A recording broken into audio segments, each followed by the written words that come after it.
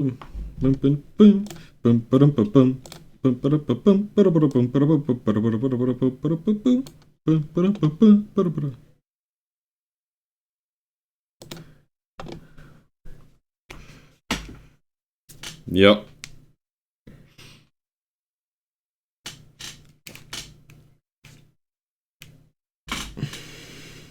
That's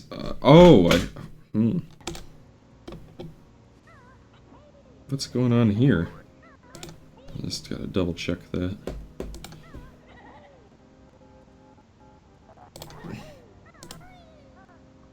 Just gonna double check that everything is good. Good. Someone said, "Oh damn, EPG and I could have uploaded a review on the same day, but I had video editing problems. Darn it. I guess it's not meant to be. You're gonna make Popcorn enjoy the review." And I'm just like, why? Why is he like so devastated by it? Was he hoping that he could like put you in the tags and leech views off of the people watching your review at the same time? I don't know. Let me go share this on the Twitter. My friend Ethan did want to be in a stream, but I told him we'd do Star Road tomorrow. I don't know if you can make that, but he wanted to be in that one. I just want to play Banjo Kazooie. I can be there too. Before I thought you meant that there wouldn't be any room for me in the next Mario stream because like he'd be the special guest or you had too many other guys on it at the same time or something. Mm-hmm. Yeah, no, I'm pretty sure I can be around tomorrow too. Cool. We'll shoot for then. Because I'm gonna stream Banjo Kazooie with @Nick. I just posted on Twitter right now. Stream Banjo with @NickonAquaMagna. We're gonna talk. So you wanted to talk about the collab experience on this stream? Well, just one thing. Yeah. Of course, we could talk about other things, but you know that would be like something. Just see if anyone like has any questions about how it went or how long it was in planning, stuff like that. Hopefully, it won't just be a bunch of people asking you, "When are you going to review this? When are you going to review that?" Yeah, that's when you eventually stream. You will find that is shit. I didn't want to do that. You will eventually find that is a prevalent question. Will you ever do a roar of Super Mario 64? I was just hoping that I can stream without it being too taxing on my other computer. At the very least, the fan would be blowing pretty hard. So that noise might be a little distracting. So, looks like there are a few people in the stream now. So it looks like ZDude 2016 is doing a playthrough of Banjo Kazooie and Tooie at the same time. I have played these games before, folks. It's just, it's been a while. It's been a while! Oh, I gotta... Ooh! Why is it point sampled? It shouldn't be doing that. I gotta, like, reset it. It makes the text look better, but the texturing... Like, I guess for N64 games, the space limitations were so big that they couldn't have... Like, if... I'm sure that you've noticed that when you play, PlayStation games, that, I'll bet the stream just suddenly disappeared, so I'm gonna go take care of that real quick. That just happens sometimes for some reason. When... I guess the, OBS just doesn't like OpenGL. So... Carbonic Pikmin says, "XO, I just beat this game yesterday. It's damn good except for the last two worlds." What do you think of the last two worlds? And would those be... I'm trying to remember what they are, because I think one of... Click Clock Wood is the very last one, and I think Rusty Bucket Bay is the second to last one. I haven't played this game in a while. Yeah, it looks like the stream is back on. No, I have not seen Sausage Party Z Dude 2016. Let's see, the same people who made that also made a movie called This Is the End, which is the worst movie I've ever seen in my life, and it scarred me. I'm serious. I honestly thought that was kind of funny. I mean, when they say it's a good movie, but I did like some of the crazy, gory scenarios they had, where it's like, oh yeah, that kind of would be a... I mean, it was like a mishmash of 5 different end-of-the-world scenarios. I mean, like, when I say it's the worst one I've seen, I mean it in a way like apparently YouTube Gaming can't tell that I'm live right now. But what I mean when I say that is that it's the only movie I've ever gone to see in theaters that made me, like, physically uncomfortable to watch. Like, especially towards the end when people are getting eaten alive and there's a giant devil walking around with a big penis sort of swishing in the air. Like, that's not something I needed to see. That's how a lot of people imagine the devil being. It's just, swinging and what about the part around. What about the part where Jonah Hill gets raped by the devil?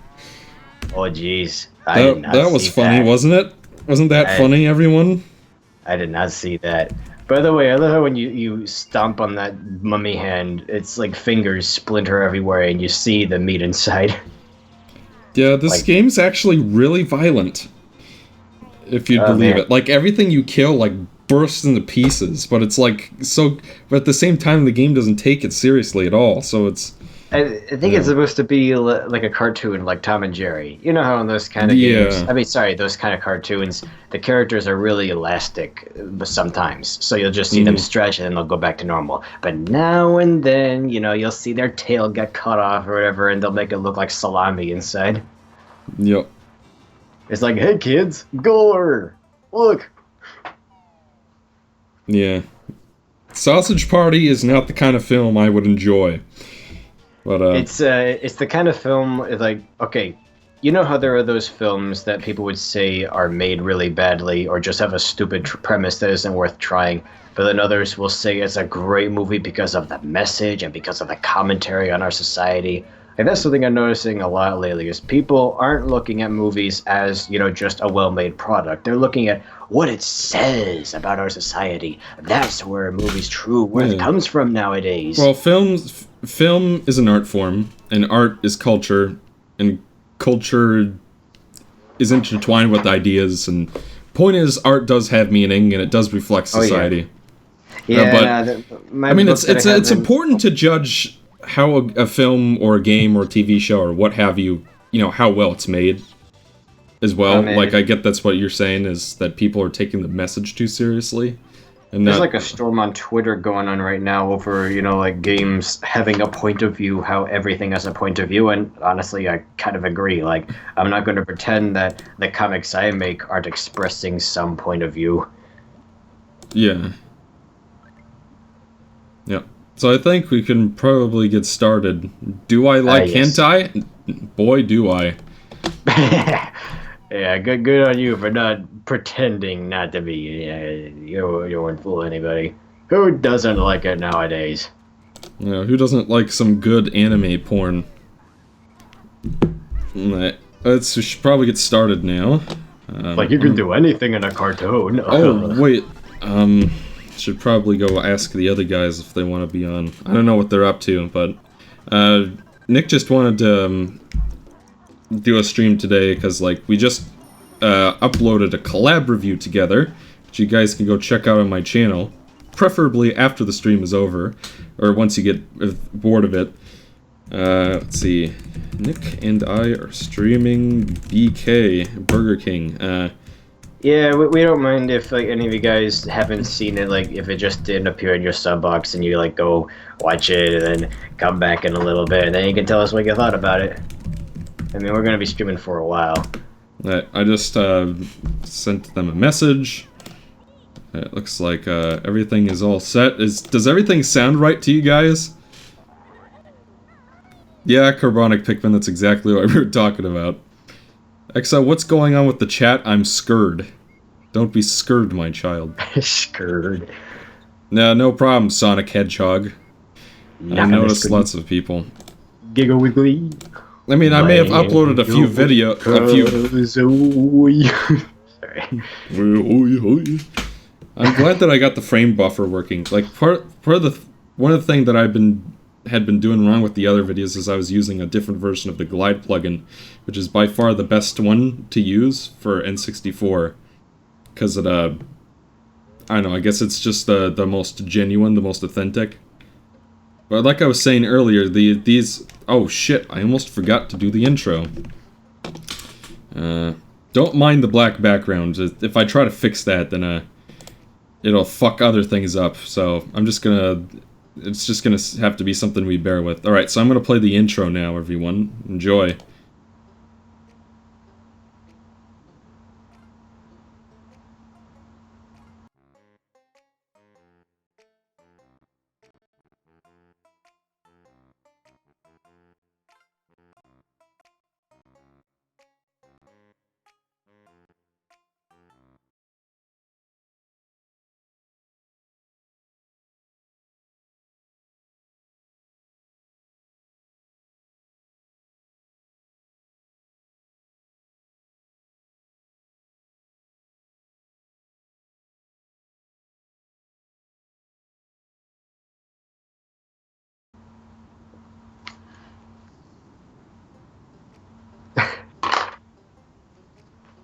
I don't know if you saw like the irony of that. I was telling you about Jay's question. He's like, how about YouTube taking monetization from people who swear? And like not a second later, you said, "Oh shit."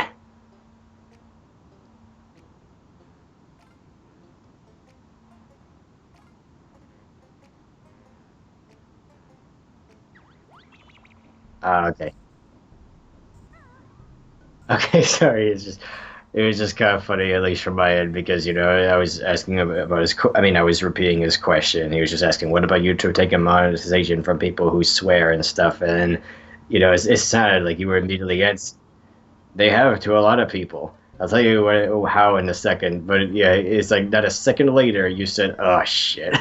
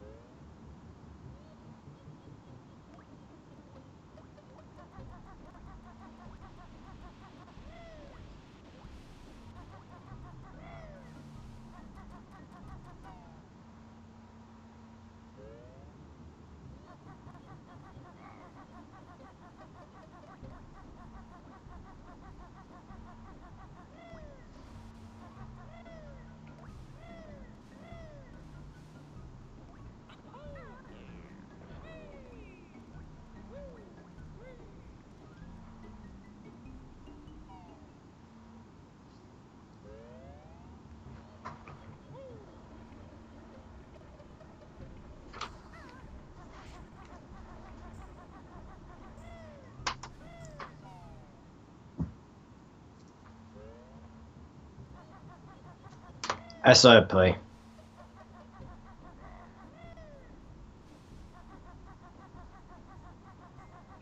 Yeah, no, it worked just fine.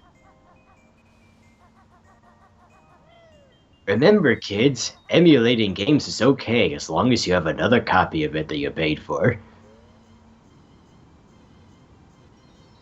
I have Banjo Tooie, like I have a cartridge of it. Oh geez, I don't know if I've told anybody here this story about how I first got into video games, but it's pretty crazy. I guess I'll save that for a little bit. So XO, for the uninitiated, what kind of game is this?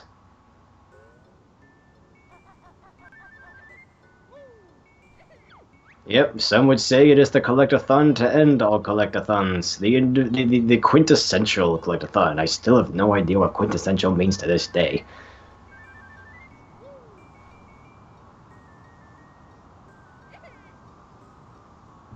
Articulate it.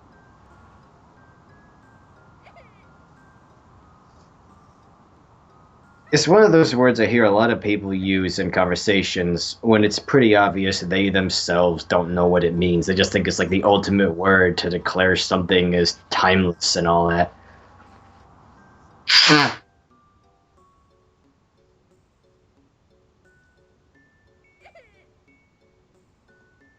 Well,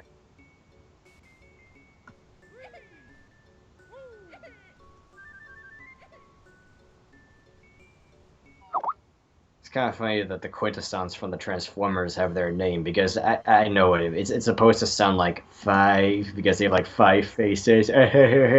But you could also take it as meaning, oh no, they're like the most highly. I just realized that I had my mic muted this whole time. Thanks, Jay. Oh shit. But yeah, that's fixed. We were just talking about what the word quintessential means. Yeah, And we're talking about what kind of game this is, and we start talking about other stuff. yeah. Jeez, So this quintessential means representing the most perfect or typical example of a quality or class. So when Nick was saying, yeah, I should be checking the chat more often. That's why I bring extra people along, Nick, so that they can read the so chat. far, it's just me and you. Looks like we found Boggy. I think, is that his name, Boggy? Yeah, Boggy ate a Jiggy, I think. So we gotta fucking... I guess that's not what we're doing. We gotta get it out somehow. Maybe, I have beaten this game 100%, it's just been a while. Oh my word, I can't believe I thought you were still in, like, the intro of the game. You're actually playing it now. So I take it this isn't your first session that you've already played a ways into the game? I mean, like, I started playing this last night while I was waiting for the Deadlock review to render, because that took 5 hours. So if you guys noticed an editing mistake, I'm not fixing it, because it just takes too long to render 1080p 60. I might have to downgrade to 720p 60 or something like that. We'll see. A little much. But, yeah. XO, what are some of your least favorite games? Final Fantasy 13, Donkey Kong Land 1, those are up there. Problem with Final Fantasy 13 is that, in addition to me just not liking RPGs in general, for the most part, like, I enjoy, Final Fantasy 5, that's my favorite, you know, JRPG. With Final Fantasy 13, it's just like they went out of their way. Yeah? I can't believe it's like, at first I was muted, which is fine, you know, it wasn't an accident or anything. But then you were muted for a while as soon as I came back on. It's like, oh geez, this is off to a great start. Watch, like, by the end of this stream, we're gonna have like 4 guys here, and one of them will have been on the stream the entire time, and none of us, or even the chat, will notice. I just noticed something was wrong with that, so I was trying to fix that. There we go. Fixed! Ugh. LBS has some kind of problem with OpenGL, and I don't know what it is. But we just got the Beakbuster move, which Kazooie can use while she's flying. I can hear a Jinjo next to me. Oh shit! It seemed like cut out there for 5 seconds or so. Did that happen on purpose? Like, did you mute yourself, or did Skype just drop you? Nick? No, I'm still here. No, it's like you cut out for a few seconds too. I couldn't hear what you were saying. Okay, I'm guessing it's probably just, alright, this is a little difficult. We gotta fucking... Oh, shit! Is the water too cold for you, Banjo? Well, stay out then. Alright, we got that guy. These snowman enemies are really annoying, because the only way you can kill them is to Beakbuster them. Oh boy, I better go get some... Dance. He says, there is a possibility I've asked you to this before, but have you heard of or played Cave Story? I have heard of it, I've seen Brains... I have not played it myself. It is one of those games that I want to play at some point, though. Yeah, I'd recommend it. It's free, so it's like you got nothing to lose. It's free if you play it, the original version on PC. It's not if you buy the 6 million ports of it that are on every Nintendo console ever. It's just like, can we make a Cave Story 2 instead of porting it? Because that's what I'd really like. I already own Cave Story on the PC, so, you know. You did cut out again, by the way. Oh, I muted myself because I had to blow my nose. My allergies are bothering me. But yeah, about AM2R, yeah, it's Nintendo just doesn't want any of their games on PC. There's something about it that's scary to them. I think it's just a... But we're the company that innovates. We want everybody to experience our games on our systems. So having Nintendo anything on PC... Well, it's because it's easy to control what happens on their systems. They can keep it a nice, sterile, family-friendly environment, but, you know, all sorts of crazy those computers. Yeah. It's just like honestly, I was kind of interested about what would happen when Satoru Iwata died, because I don't know, it seemed like a lot of these decisions were coming from him. So like when that other guy took over, I thought, maybe there's a chance the company can move in a new direction now. But so far, nope, they've just been doing the same crap. And for Sonic Hedgehog, the other guy was talking to himself the whole time. Yeah, he says, "Hey, other guy, what's your name and what's your channel about?" Jay already kind of answered. Yes, my name is Nick Anderson. My username is NickonAquaMagna. Don't ask. Actually, no, yeah, fine. Aquamagna is just a planet from a series that I thought it sounded Bionicle. Cool. So that's it. Yeah. I think we should just admit by now that shop, just the Wii U, all those are basically emulators. Like, that's what the virtual console is. Yeah. But the irony is that they're not even as good as what you can get on PC. Like, the gamma correction on NES games is just terrible. Like, I can show you guys, like, the difference real quick. Because I can pull up the pictures on the stream. Let's see, image 1, and I'll go find the one in question. Because I did like do comparisons just to show you guys. Let's see, here we go. Alright, so this right here, I took this from the NES Virtual Console for the Wii U for Metroid on the NES. And then here's what it looks like from JNES. Once I can find it. JNES is the NES emulator I use. So yeah, I can scale it out like this so that you guys can see. So that one on the right. Okay, for Spin Scissor, and like anyone else who wants to play the game, I'm gonna tell you right now. Go to the game to our blog, and what? Can you hear me? Yeah, I can hear you now. Hello? Yeah, what? I can hear you now. Jeez, what is up with the connection? It's gotta be Skype, because my if you Go ahead. If you go to the AM2R blog, a link to version 1.1, which is it has several links in a forum. And I don't know if all the links are safe, but chances are one of them might be on a site that you recognize, and so that's like the latest version of the game. So you can still download it. We just gotta, be kind of quiet about it. So, like, go get it while you can. Yeah, so as you can see from those two screenshots, the one on the right clearly looks better. Like, the image is sharper.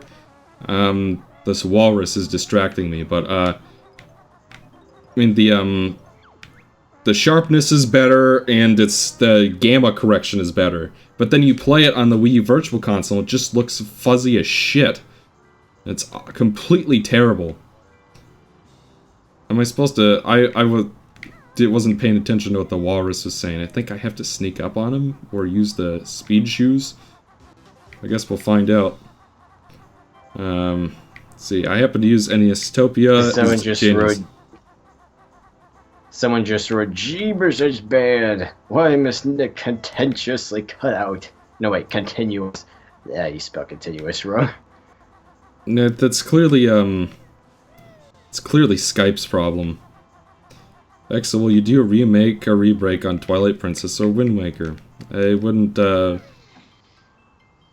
Ooh, I remember this one. Where are the Twinklies? Protect us from the Twinkly Munchers as we hop across to our tree. Alright, we gotta go save them from the Twinkly monster. Well, shit. How do you kill them? Die! Exo, do you like stop-motion videos? Stop-motion videos or movie? Oh, for fuck's sake, these stupid Twinkly Munchers are gonna piss... Or, like... These Twinklies are too stupid not to, like, get eaten by these things. They don't stop and wait for me to kill them. I guess they can't even see where they're going, so I guess that's what's going on here. I like how whenever you, like, hit the twinkling launchers, they go, ah! I don't know if you guys have ever played Earthworm Jim, but there's a level that takes place in hell, and you can hear that same scream in the background, so I recognize it.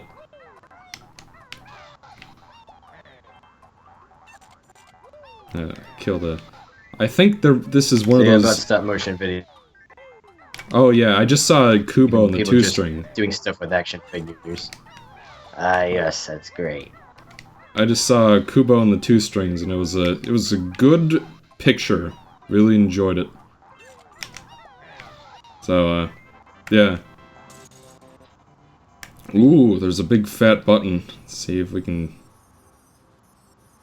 I think I hit it with an egg? Can't remember. Let's see.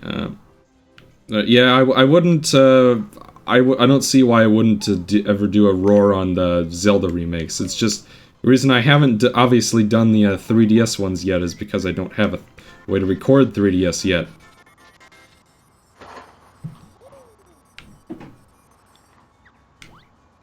By the way, guys, you know, this is a whole, like, live LP, but if there's like, a post-commentary LP of this game, like, if that's what you want to see, I would recommend Clement's LP. His is, like, one of the best that I've seen. He goes through levels as quickly as he can, grabbing, like, everything because he's memorized all the places. And when things do kind of slow down because the levels get longer, he, like, turns to lots of trivia about the game, including some things about Gruntilda the Witch. And oh my gosh, Gruntilda is so disgusting. I don't just mean because, like, oh, she's ugly, you know, you shouldn't judge someone because of their looks. No, I mean she does disgusting things, like, habitually. How many times do I have to go through the star? 3 times? Go in the star, Banjo. Banjo! Oh, crap. Banjo! Banjo Kazooie. Couldn't I... God, that's not what I wanted to do! Game! Unsure. I can't help thinking that's supposed to be some kind of innuendo. I guess I had to fly through that like 3 times. Alright, that's... something that's... Jeez, why couldn't I just go through it once? Oh boy. Now I've got the weirdest image in my head of someone, like, poking a hole in the end of a Twinkie and then sucking all the filling out of it and then throwing the rest of it away. Yeah, that is a pretty interesting image. X, are you going to do another collab with Nathaniel Bandy on Super Mario 64, or probably not? Like, he asked me about it on Twitter. I'm just like, I mean, honestly, I've never seen any of Nathaniel Bandy's stuff, but I'm not gonna say that no, I'll never do anything with him. It's more like, I've known Nick for a while, and we were planning out that Deadlocked review for just months. Yeah, you guys have to understand, like, we planned this way ahead of time. It wasn't just a, hey, you want to do this? We might be able to exchange, like, some of our subscribers or whatever now. We just did it because, I mean, we kind of tried to imply in the live action segments that EXO in the game, and then I, like, point out to him, no, give it a try. It's a perfectly valid game. And so he did, and then he wanted to review it, and we decided to review it together. Looks like a Paper Mario Fan 360 says that he subbed to you, Nick. Oh, thank you. Sonic says, yo, Banjo, you freaking idiot. He is. Yeah, but, I don't know, I guess I'd have to know a little bit more about what Nathaniel Bandy does, if our styles would match up, but as of right now, for the Mario 64 roar specifically, I'm pretty much intending that to be a solo project, because I don't know, it's a bigger game to talk about than you might think. There's a lot of little things to talk about. It's probably one of the most interesting remakes ever. I do not smoke weed every day, no. Even though I live in one of the 2 states in the United States where it is legal. Oh my goodness, the camera here is a little... Oh, I got a present. My word, these ants have the tiniest bodies. Yeah. And then when you kill them, they like fucking explode. Like I said, this game is pretty violent. Everything explodes. And What do I just a think pile of of? guts. What do I think of IGN insulting Sonic? I mean, it's... You cut out again, Nick. Did you say something? No. Oh, okay. I know, I mean, like, there's... I guess I've got to sneak up behind the walrus when he's not looking. Otherwise, he won't let me into the cave. But, yeah, the walrus is distracting me. I don't know, it just seems like... I think, didn't that one guy do, like, an expose on IGN and Sonic with that, I think his name's Donnie? The one with the Chow avatar? Did. He wrote a very good article about it, and of course, you know, anytime I tell a non-Sonic fan about it or link them to the article, they still disagree with him. I mean, like, what? I haven't actually read it, so what did he, like, what sort of evidence did he have that they were doing this specifically just to get as many views as possible? He just kind of gave, oh, well, this might be something else. The first thing he wrote about the whole IGN thing, he just gave, like, a timeline of how much more scathing and baseless their criticisms have become over the years. You know, it started out like, okay, Sonic is kind of silly, but nowadays it's like they aren't even trying. They're just saying, hey, if you like Sonic, fuck you, you cat fucker. That's basically what they're saying to us. Yeah. I mean, you don't have to like Sonic, you don't have to like every Sonic game, but... I mean, you don't hear me... It's the attacking people for liking something that's, like, really crossed the line. Yeah, that's what I'm saying. For people like, to play these games. Like, I don't really like survival horror at all. I'm just not a fan of the way that those games are designed. I think they're boring and the controls suck. But you don't hear me, you know, giving Resident Evil 4 the Ego Raptor sequelitis treatment. Saying, like, you're not allowed to like this is stupid, you're dumb if you like this. Because that's the way people treat Sonic. Oh, sorry. I've approached people like Bob Chipman and Radical Bites, I mean, you know, like John McIntosh, you know, I've gone to these people who are very critical of certain things, and I've asked them, what do you think of the people who can consume this sort of thing? Or what do you think of people who act the way these characters do, except in real life? Like, would you condemn them? And just, you know, the way you condemn these portrayals. And John basically told me, look, it's not our job to attack people. We just we can criticize products, but we don't criticize what people do. Like, that's entirely on them. That's their freedom. And so I'm like, yeah, okay, all right, that's nice. So however harsh a lot of these guys may seem, even if the way they present themselves sort of feels like they're saying you're stupid for liking something just because they dislike it so much, believe me, they are not most of the time. I mean, I'm sure there are a few people out there, a few particularly harsh critics who really do, like, scratch their heads wondering how anybody could be, like, so uneducated, so uninformed that they would be fooled into giving something the time of day that they have deemed, you know, lesser.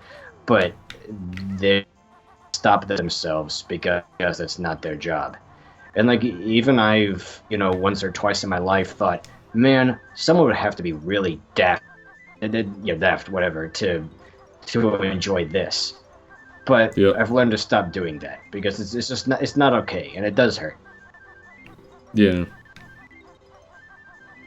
I've just tried to become less confrontational about this sort of thing because it's just opinions on a video game at the end of the day. Yeah, a lot of us, when we're teens, we try to sound all edgy and authoritative because we think that we're all that, and then a couple years later we look back at ourselves and we think, man, that was really stupid of me to say. Yeah. Yeah, I mean, like, there's this article on TV tropes, basically saying the same thing you just said about you and your Sonic Unleashed review. About how you sort of don't look back on that fondly.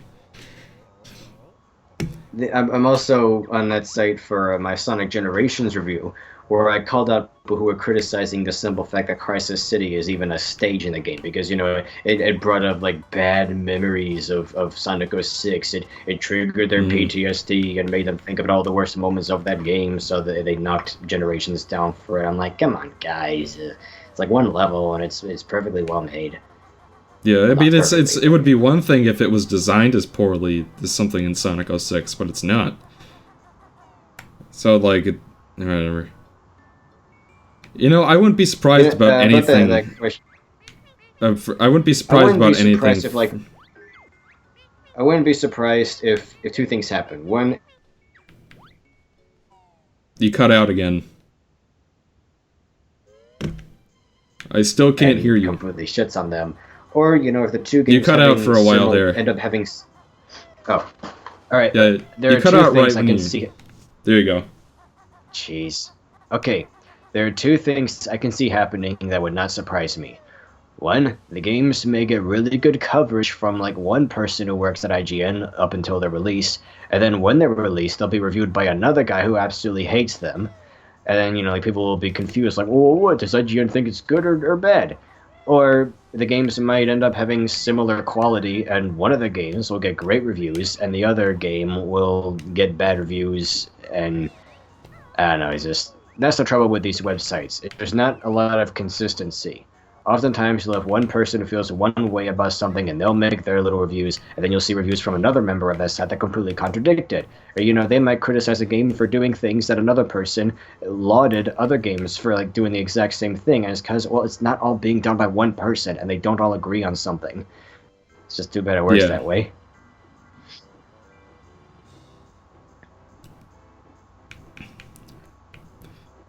Over time, I've really gained a bigger appreciation of the soundtrack.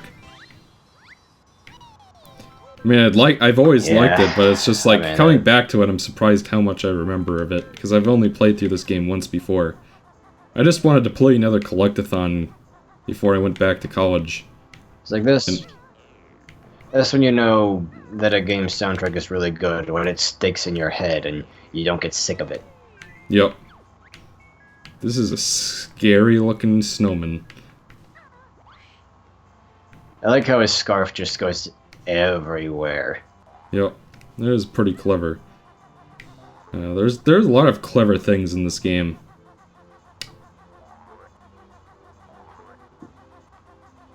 See, looks like there's a hole. Is there anything? Just wondering how the heck that blue Jinjo found his way all the way up here and got like when you first find them, they're just like, oh, Gruntilda has put a spell on us and we're captured, but they're just sitting there. Like, yeah. EXO, are you going to do other 3D Mario games? Yes. And really, the whole thing about Galaxy 2 being a rehash never made sense to me, because it's just like, by that logic, every sequel ever made is a rehash. Just for being a sequel. Wait, I see what you mean now when you said that snowman is scary. I just saw his eyes. Holy crap. They're so big and shiny and alive. Jeez, he's even scarier than that metal shark. Oh, you mean Clanker? Yeah. And oh my word, you can go inside his eye sockets because they're really sunken in. That makes it even worse. Yup. Let's see.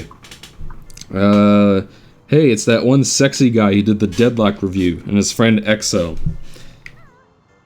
Yeah.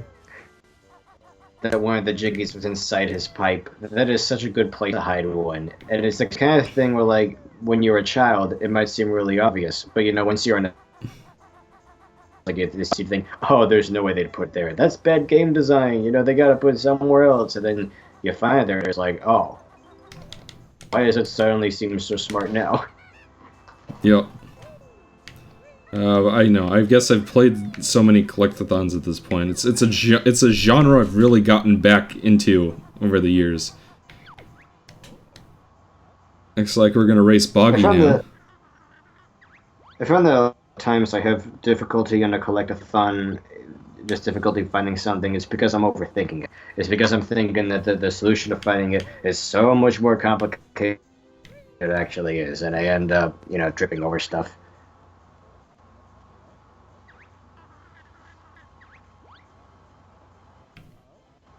Oh, okay, we can't race in this form. We gotta go talk to Mumbo, I guess. Okay. I think I've gotten everything I can get as Banjo Kazooie, so we might as well go transform Reno. Oh my gosh, there's another one of those snowmen. We gotta go kill it. Let's see. What's Alex saying? Something about... He's saying, I prefer Banjo Tooie over Kazooie. Honestly, I love the interconnected worlds. And then he says, yet X proceeds to call X5 a rehash of X4. Explainer. Yeah, well, I mean, like, with X, it really just wore itself out with me really quickly. In a way that the classics didn't, and I can't exactly explain why. With Mega Man, it's just like they're all so samey that you kind of have to nitpick to explain why you like one more than another. I don't know, maybe that's not fair to the games, but that's kind of something you have to do. Because they're all technically good games, and but they're also all very samey. With I X... found the best X games are usually the ones that make a system jump. Like the first one is great, and then the second one, it's like, yeah, okay, they did some new things, but the level... Pow! As you know in the first game. The colors are a little duller. Well, I mean, the like, I bosses didn't... themselves are like weirder animals.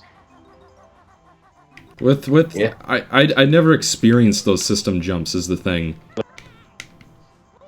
So I don't really... what I mean is, like, the first... do feel like the same game. But then, like, X4 comes along, it's like the level design is a little different, it's a little faster paced, the controls are so... these little things that just make it feel everybody says that X5 X4 is like this great game, and I don't know, it was okay. I didn't think it was anywhere near as good as X2 or X3. Personally. I don't know, I just have an easier time coming back to it. Like, I like X2 well enough. X3 is just a little overwhelming, especially when it comes to getting all of the collectibles, because there's a lot of them that you have to do in a certain order. And even then, there's like, you might not get most of the right armors until you've already beaten most of the bosses. I just think, it's like the first one was so simple. It had the collecting and the orders and everything down to a science, and then the next two games kind of muddled and overcomplicated. I think X4 kind of went back to basics. It was about the same as the first game in terms of complexity. I will say that the next two. I will say that X4 was better than X5. And even then, I think it was okay. It's just they kind of started to overcomplicate things again. Yeah, that's definitely what it is. Well, X3 especially. And then X6. And oh my word, that game has no tact. Yeah. Let's see, what am I doing? I think I just killed that snowman, so okay, now I need to go do the transformation. Like, I'm trying, having a conversation and talking at the same time. Favorite Ratchet and Clank game is probably Up Your Arsenal, still. I love seeing Banjo just fall on his face. Yeah, this game can get really violent with that sort of thing. Let's see if we can get up. I have the stream muted, but when I saw him like crash on the ground after falling off the snowman and trying in vain to like fly back up, just imagine him going like about the remaining X games, I think X8 was very darn good. Like, I think my favorite 3 X games are X1, 4, and 8. And you may notice something that they all have in common. They're all fairly new, and they're all play changes quite a bit, like in terms of how you get health and how difficult some of the enemies are and so. But it's just so darn fluid. The controls are incredibly responsive, almost too much for some people, because then they have trouble like stopping the characters. But I find like their feet, that even a little jump can feel like a big jump, and it's just really satisfying. Which game is really this? Does make me wish that those people got to make an X9. I was talking about X8. Oh, okay. I stopped at 5. So, yeah, my favorite 3X games are My favorite 3X games are 1, 4, and 8. Like, you can just skip X6 and X7 and give 8 a try sometime, because it is pretty darn fun. Especially like with the new graphics and stuff. Like, even as simple as the graphics are and as simple as the character models are, they're usually so small on the screen that you don't really notice the jagginess. And because of the art style and the designs of the enemies and everything, I think the graphics still hold up pretty well today, just because it's so cartoony. Oh god, I'm missing one musical note. Why must you do this game? Where could it be? I have no idea. Holy crap! They had like, oh my word, that's 7 things in his hut. There's like 6 notes and a Jinjo. Wow, that's really generous of them. Yeah. Let's see. We can race Boggy now. Wait a second. Banjo just turned into a walrus. Where'd Kazooie go? Kazooie's in the backpack. Ah. Alright, we're gonna race Boggy now. Alright, so we need to steer the sled through the red slalom gates and beat Boggy to the end. Yeah. Oh, that's cool. It's like the water's so cold that it hurt you before, but now you can wait around it just fine. Usually, the animal transformations, make you immune to stage hazards. Like in the Bubble Gloop Swamp, which is the last level before this, Alligator Banjo is immune to the swamp water, which has piranhas in it. Is there like a way to go faster? I'm holding Z, and that does seem to be speeding me up a little. Where would Collector-thons be without racing sections? Am I right? Yeah, I don't come back to this one nearly as often as, like, the Spyro games. Like, geez, even Toy Story 2 had a racing section. Yep, with RC. This is like the racing section for— No! Ugh, I fucked up a jump and now I'm screwed. Oh, you move like much faster. Go through the gate! Ugh, crap, I'm gonna have to redo the whole section. Ugh, How is he moving so fast uphill? I don't know. There isn't really good physics. Do I lose a life from that? Yeah, just so you get in the lead. No, I don't lose life, thank goodness. We just get to try again. Good. There's another mini game in Bubble Gloop Swamp where like you have to hit these turtles in the correct order, but if you mess up, then you lose a hit point, and if you lose all your hit points, you have to get all the musical notes again. Which is one of the dumbest things about this game, in my opinion. It should just be, like... It should just be that you, collect them and they stay collected. I don't understand why they had to make it like a score attack thing. From what I understand, the 360 arcade version fixes that. Banjo Tooie just made it so that they're like orbs from Precursor Legacy, where you just collect them once and they stay that way. Because that's the thing about Banjo Tooie, is it's more refined than this game, I'd say, but its weakness is its size. Its weakness and its strength at the same time. It takes so much longer to finish. Ah, for fuck's sake, I went through that gate, game! God, he moves so fast, and there's like no way to speed up. I went through that gate, game!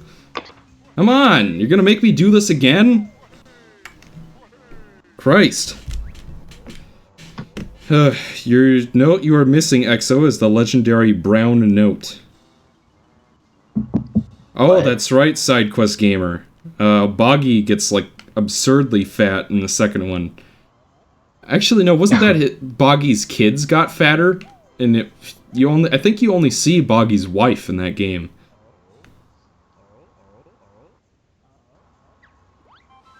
Like, you don't actually get to see Boggy. That might just be my memory, which is known to act up on occasion. In my elderly age. Yeah, Boggy just randomly speeds up or slows down without rhyme or reason.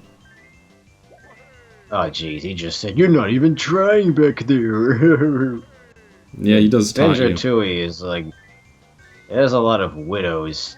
And did you get stuck on like the same flag 2 races in a row? Something weird about that jump there. What the fuck? He pushed me to the side and I missed the flag. And yes, for the people who keep mentioning it in the chat, you cut out. To doing a Kai dub of the Boo saga. You cut out for a moment there. Can you check your internet connection? In the chat who went to see. Yeah, I'll check it. It's probably what's going on here, because I have a wired connection, which is as good as you can get. Mine is pretty good. 4 out of 5 bars. That's what it is usually. Alright. Thomas wants to know if you liked, if you like Klonoa.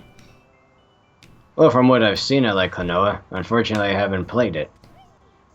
I mean, I liked Exo's reviews of the games, but yeah. See, I was just responding to the people in the chat because there's like more than one person saying this. Yes, it would be great if they got around to making a Kai dub of the Boo saga in like Dragon Ball Z Kai, because like they adapted the first 2 sagas, Frieza and Cell, and they haven't gotten around to Boo. I don't know how much of a Dragon Ball fan you are. Yeah, I've barely seen any of it. All I know is that what's his face? God, Vegeta is like an arsehole who like just kills people because he wants the Dragon Balls so much. Frieza has a weird voice and is apparently a space pirate.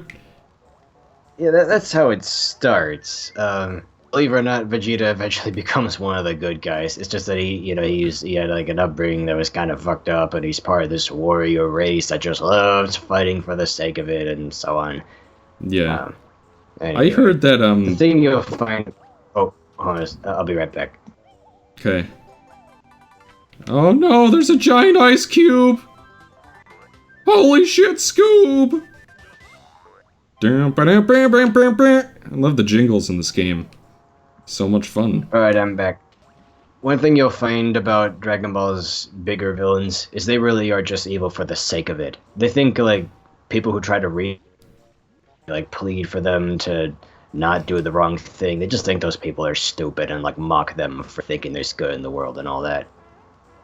It's a power that they're pretty much untouchable and almost nothing can kill them except someone who manages to get stronger than them. So they just, like, let it go to their heads and they get off from making other people feel like nothing. Though, honestly, Boo, the pink guy, he's probably the scariest of all. He's basically a character study. Like, that's one thing I've noticed about pretty much everything in Dragon Ball. Is as contrived and stupid as it might all seem, it's like one huge character study about, I guess, Toriyama's views on people. So anyway, Boo has like several different forms. When he first appears, he just looks like a big fat baby. And he's really naive, and he just wants to play around and eat sweets and stuff. He doesn't know anything about the world. And he ends up hurting a lot of people because he just doesn't understand that he's doing anything wrong. But someone eventually manages to become his friend, just an ordinary weak human like you or me. And he's able to convince him to stop killing people, because he befriends him and manages to convince him that it's wrong. Then something traumatic happens that totally messes Boo up. He like mutates into this evil adult form who is a lot smarter and talks, like we do, and he is a total sadist. Like even the other villains aren't nearly as sadistic as he is. He just loves making people suffer. It's like the only thing he can enjoy. And so, he just goes crazy, he kills basically all of the characters, and they just keep building him up. They make you think that he's like the worst guy ever, but then, in a crazy twist, he ends up sort of getting shrunk down and regressing to like a preteen version of himself called Kid Boo. It was like really scrawny and short and so on, and so now you think, oh, well, how threatening could that possibly be? But it ends up being the scary... You cut out again. He really just doesn't understand. You cut out again. Oh. When you were He really just doesn't understand. You cut out again. Oh. When you were just Sorry. talking about how the preteen phase is scary. About it, his kid form. You said that like after he was Yeah, how adult, it's he like the reverted to another scariest form. You cut out again. Yeah, that's like his scariest. Ah, jeez. Can you hear me now? Yes. Okay. Well, that ends up being his scariest of all because it's like the sadism of his adult form, combined with the zaniness of a child. It's like a kid burning ants with a magnifying glass. He doesn't understand, you know, it's like all the worst traits of the other two. So, you know, they make you think, oh, it's just that adults are cruel and evil and so on. And then they say the most messed up people of all. And it's like, wow, that is kind of scary. Hmm.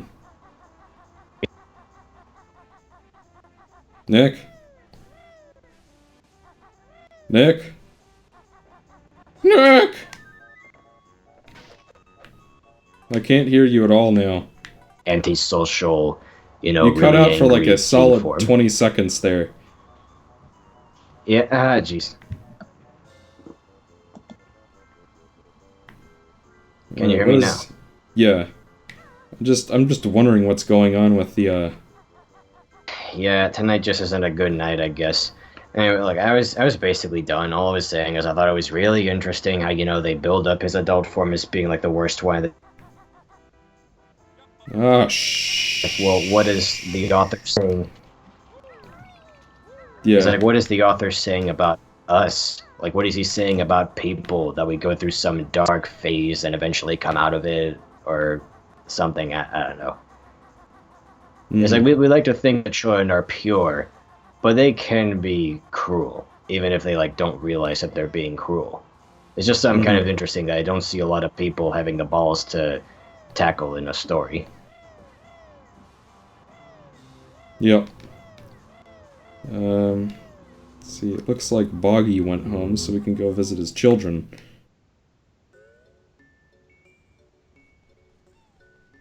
Looks like they're happy now. Yippee! Now we've all got presents. Here's something for you.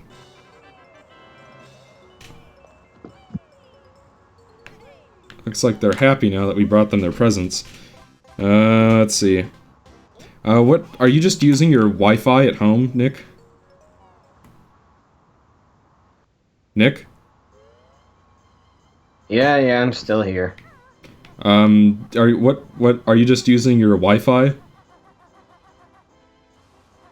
Hold on a second, let me hang up and I'll call you right back. Alright.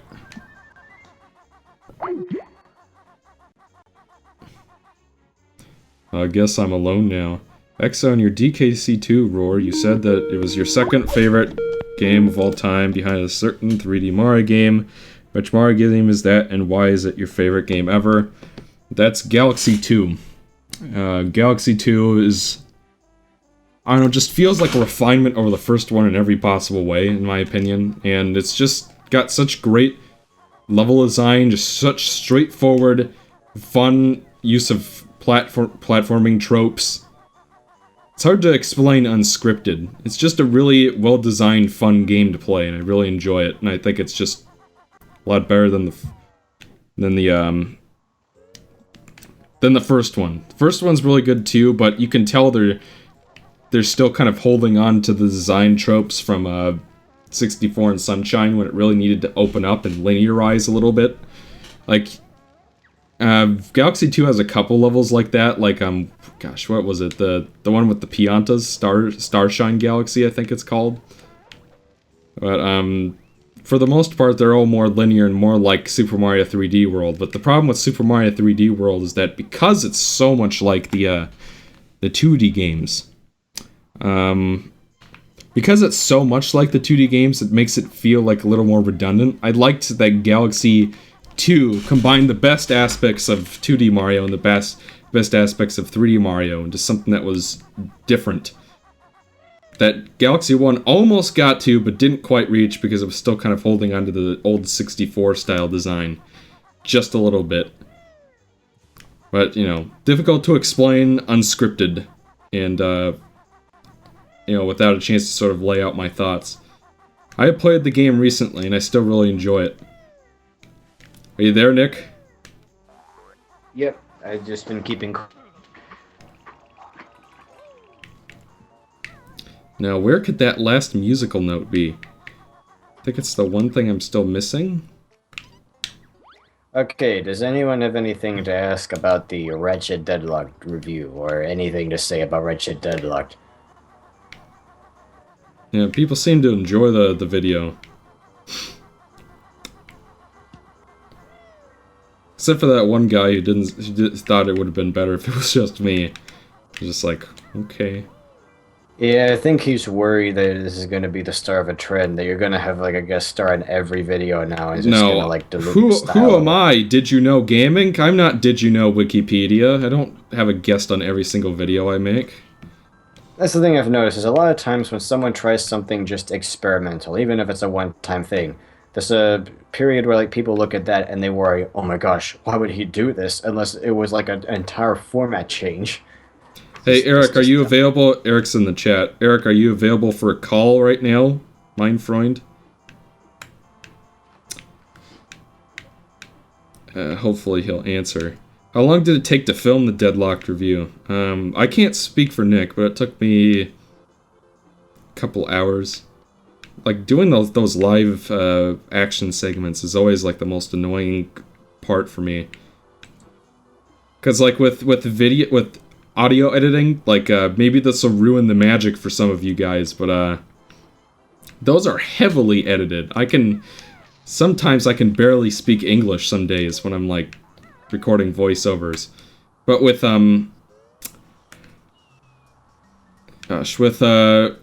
live action segments, you have to have everything memorized, and you have to have the acting to kind of go along with it, because just watching someone sit there and talk to you isn't very entertaining, you know? There is a fan in the background, but I can try. Alright, I'm gonna call Eric. And I think Eric's gonna join the stream, everyone. And I know that Nick's been wanting to speak to Eric. Eric Zander, where is he? And Eric's icon is still Mike Rowe. Alright, let's see if he can join in Areno and the Pepperoni. Well, howdy, y'all. Why, hello! Ah! Oh, no, I hit the mute. I like the Mike Rowe avatar that you have on Skype. It's like his entire job is basically just to, like, people tell him about their weird job, and he just goes, really? You know, really? Well, the thing about Mike Rowe is I don't think he does anything right now. Like, at all. Well, Eric, what about his new podcast series? Yeah, whatever. I follow him on Twitter, and it's always some, like, non-consequential thing, and I retweet all of it. It's great. I do like... Really? Yes, really. That was so weird. You have to, like... That's like the least successful way to prove that you're anybody on the internet. Let's make a video saying I'm somebody. That reminds me of the Cincinnati Zoo statement. Are you familiar with this? No, but I do know about the time he was forced to, like, bite a lamb's balls off with his teeth. That does sound interesting. Nice to meet you, by the way, Nick. You too. And yeah, that was the real dirty job. The entire show was just alluding to that. Well, supposedly the Cincinnati Zoo made a statement to the internet, right? That politely requesting that they stop with the Harambe meme. Now, yes. If you've been on the internet, then you might know that that's the worst thing you could possibly do.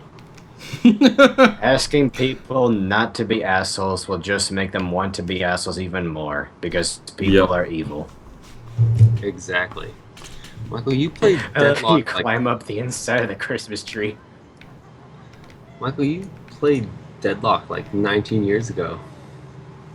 Yeah, it's just... Well, I mean, like, I started back when undisclosed family members went on vacation. But I didn't even end up using that clip. I ended up just replaying... I only got, like, an hour in, like, through the first planet. Most of the Gosh, where is that musical note I'm missing? Where could it be? Does anybody know in the comments? Chemtrails are real, by the way. I don't want anybody spreading like lies in the chat. This is ridiculous. So, you just said crummets. Yeah. I said what? The Croments. Oh, the Croments. Good. Yeah. Hashtag Harambe out for dicks. Harambe Kong Country 2 is Exo's favorite video game. And Yeah, we're basically 5 years away from hitting that temperature where the world becomes a runaway greenhouse and just starts heating itself endlessly.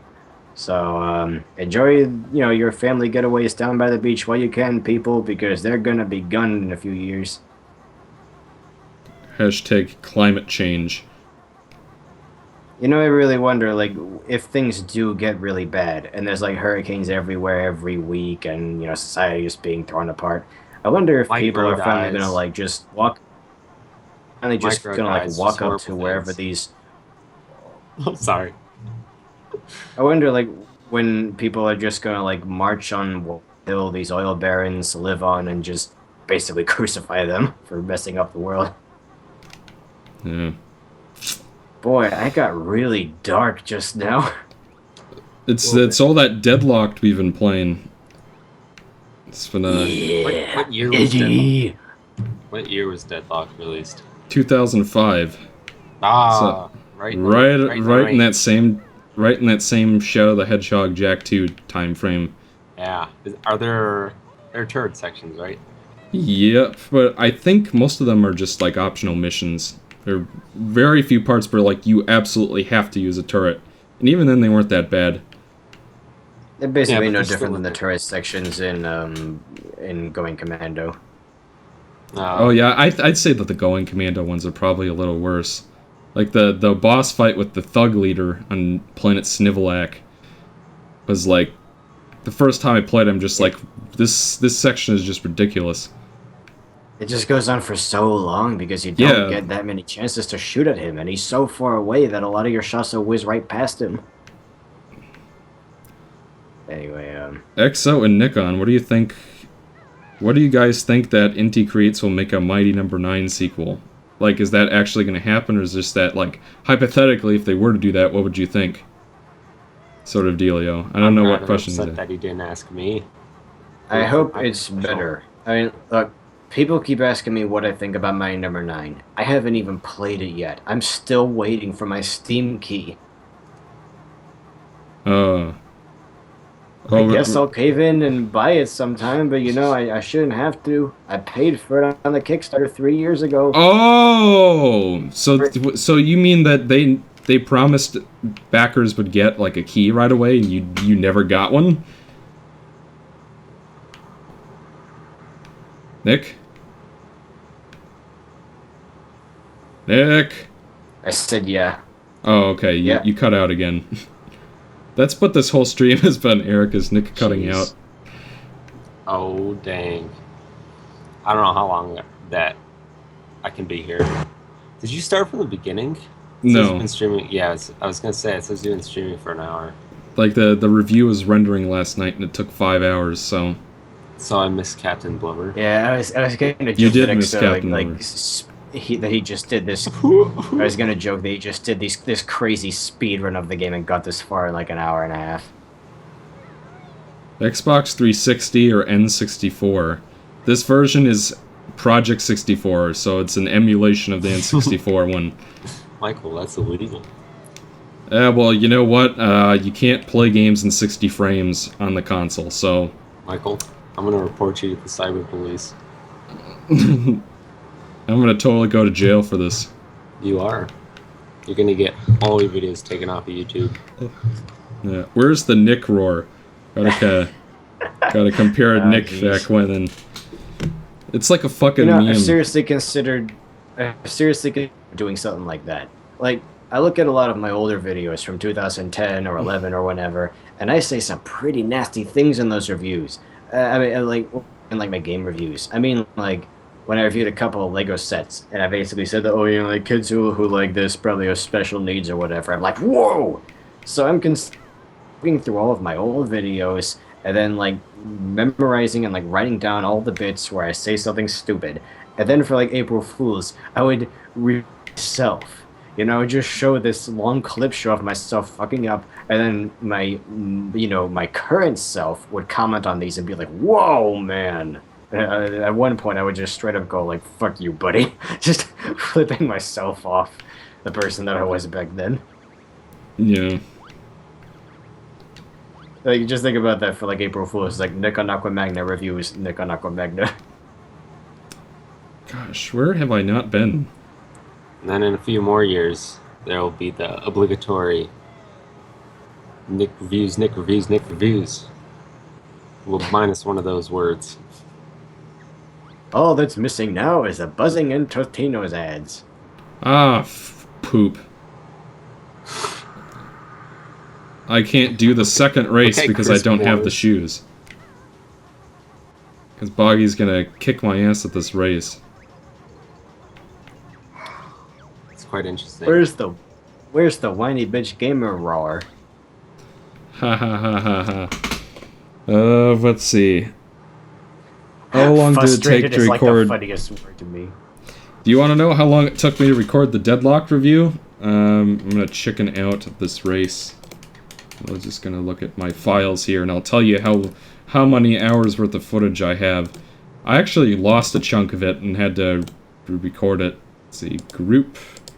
Here, Michael, Group where's fight, the face cam? I used to have one, but I don't know where it went. On your See, streams? I have 66. I mean, I used to have a webcam. Oh, I have 66 gigabytes worth of footage, 9 hours. Stupid writes, Nick was an edgy teen. EXO, do I like the Kirby series? Yep. I just don't have one to use, and I don't really think it adds anything, so... You guys don't need to see me while I play. I might have another tab open, as Eric would say. What? Is that a colloquialism? You remember when Ryan was on the Star Road stream, and just like every time I screamed, you're just like, Ryan, did you leave a tab open? Gotta close all your Pornhub tabs. Oh, that's right. Hey, Michael. We got an important question. Super Mario 64 Remake or Rebreak. When's that coming? I need a date. Gosh. Tomorrow? I've got 2 reviews ahead of me. Tomorrow? That I still have. Tomorrow, right? No, not tomorrow. Next day? In the next day. EXO will release the Mario 64 Roar on August 5th, 2032. That's when you can expect it. I'm putting it down on my calendar.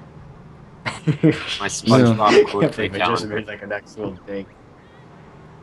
Yeah, I mean, like, I know that you guys know what I look like. I'm just saying that you don't need to see me while I'm playing the game. I disagree. This isn't like a scary game. I want to watch your horrified reaction when this is gonna be one of those hit by a dank. snowball. It's gonna be one of those dank PewDiePie vids you're always hearing about. And a Scooby-Doo sound effect plays in the background. Where's the Sonic Adventure 7 Roar? Oh man. Now I'm just imagining some other world where the Sonic Adventure games were so well received that they ended up making 5 more. Yeah. Okay, so Michael, you have this idea that everybody seems to like different Sonics or whatever. I mean, like, that people have different tastes? Well, yes. But you've gone into great detail over that stuff. Yeah. How many people would you say don't like any of them? I mean, like, there are plenty of them, but they work on IGN. It's true. But I agree. They've admitted to it. I agree with that. Well, they're all inherently. I mean, whatever. It's not really the conversation worth having. I will say the Sega and Sonic team, they're doing a good job trying to cater to every kind of Sonic fan there is in like the simplest, cleanest way possible. They're making stuff for their Boom fans, they're making stuff for people who want like a new 3D game, and they're making something for the classic fans who just, want something great like Sonic Mania. They're making something for everybody. And it's not like as all over the place as you think it'd be. Huh. Interesting.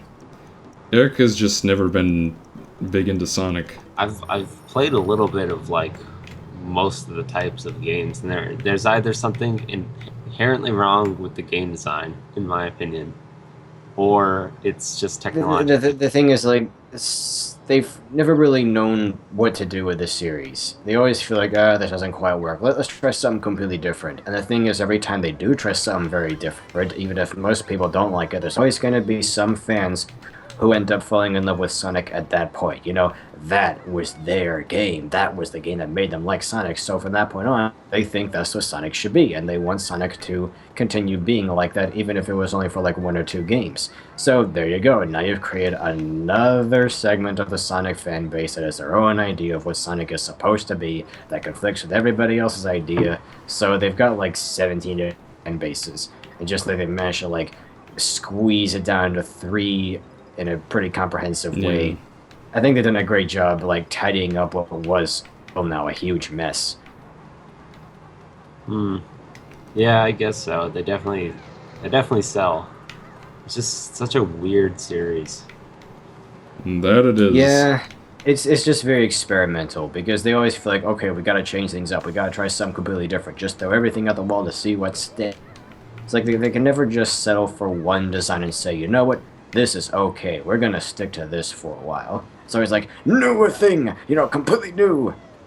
I think that really started with 06. Because, like, before that, it was just like, 3 Sonic was just the adventure formula. And then people hated 06 was just basically the adventure formula. It was essentially Sonic Adventure 3. I don't care what Ryan says. But... What would Ryan say? He would say it's not Sonic Adventure 3, call it by its real name. Why? Because I guess he really he's... likes the adventure games? Yeah. Or especially the first one, that's like his second favorite game. One? Yeah, this first one. Listen, I love that game. For nostalgic reasons. But it is awful. Come on. I just like going through the Sonic campaign and basically ending it there. I think the Egg Viper makes a perfectly serviceable final boss, like something you see in the early Genesis games. And you don't have guys, to do look, it's our favorite racial character, favorite racial something or other. Like, you should listen to the voice this guy has. Like, the only thing they didn't give him was brown skin. Ooh, the camel, Gobi. No, there's like this one guy with a turban and a pipe and a snake in a pot, named Ruby. Is this anything see the pyramid opening up? Yeah, there's a guy in the pyramid. His voice is basically just Oobida, Oobida, Oobida, like a stereotypical Indian noise. Dance, snake? Dance? Yeah, there's like a snake in a basket behind him.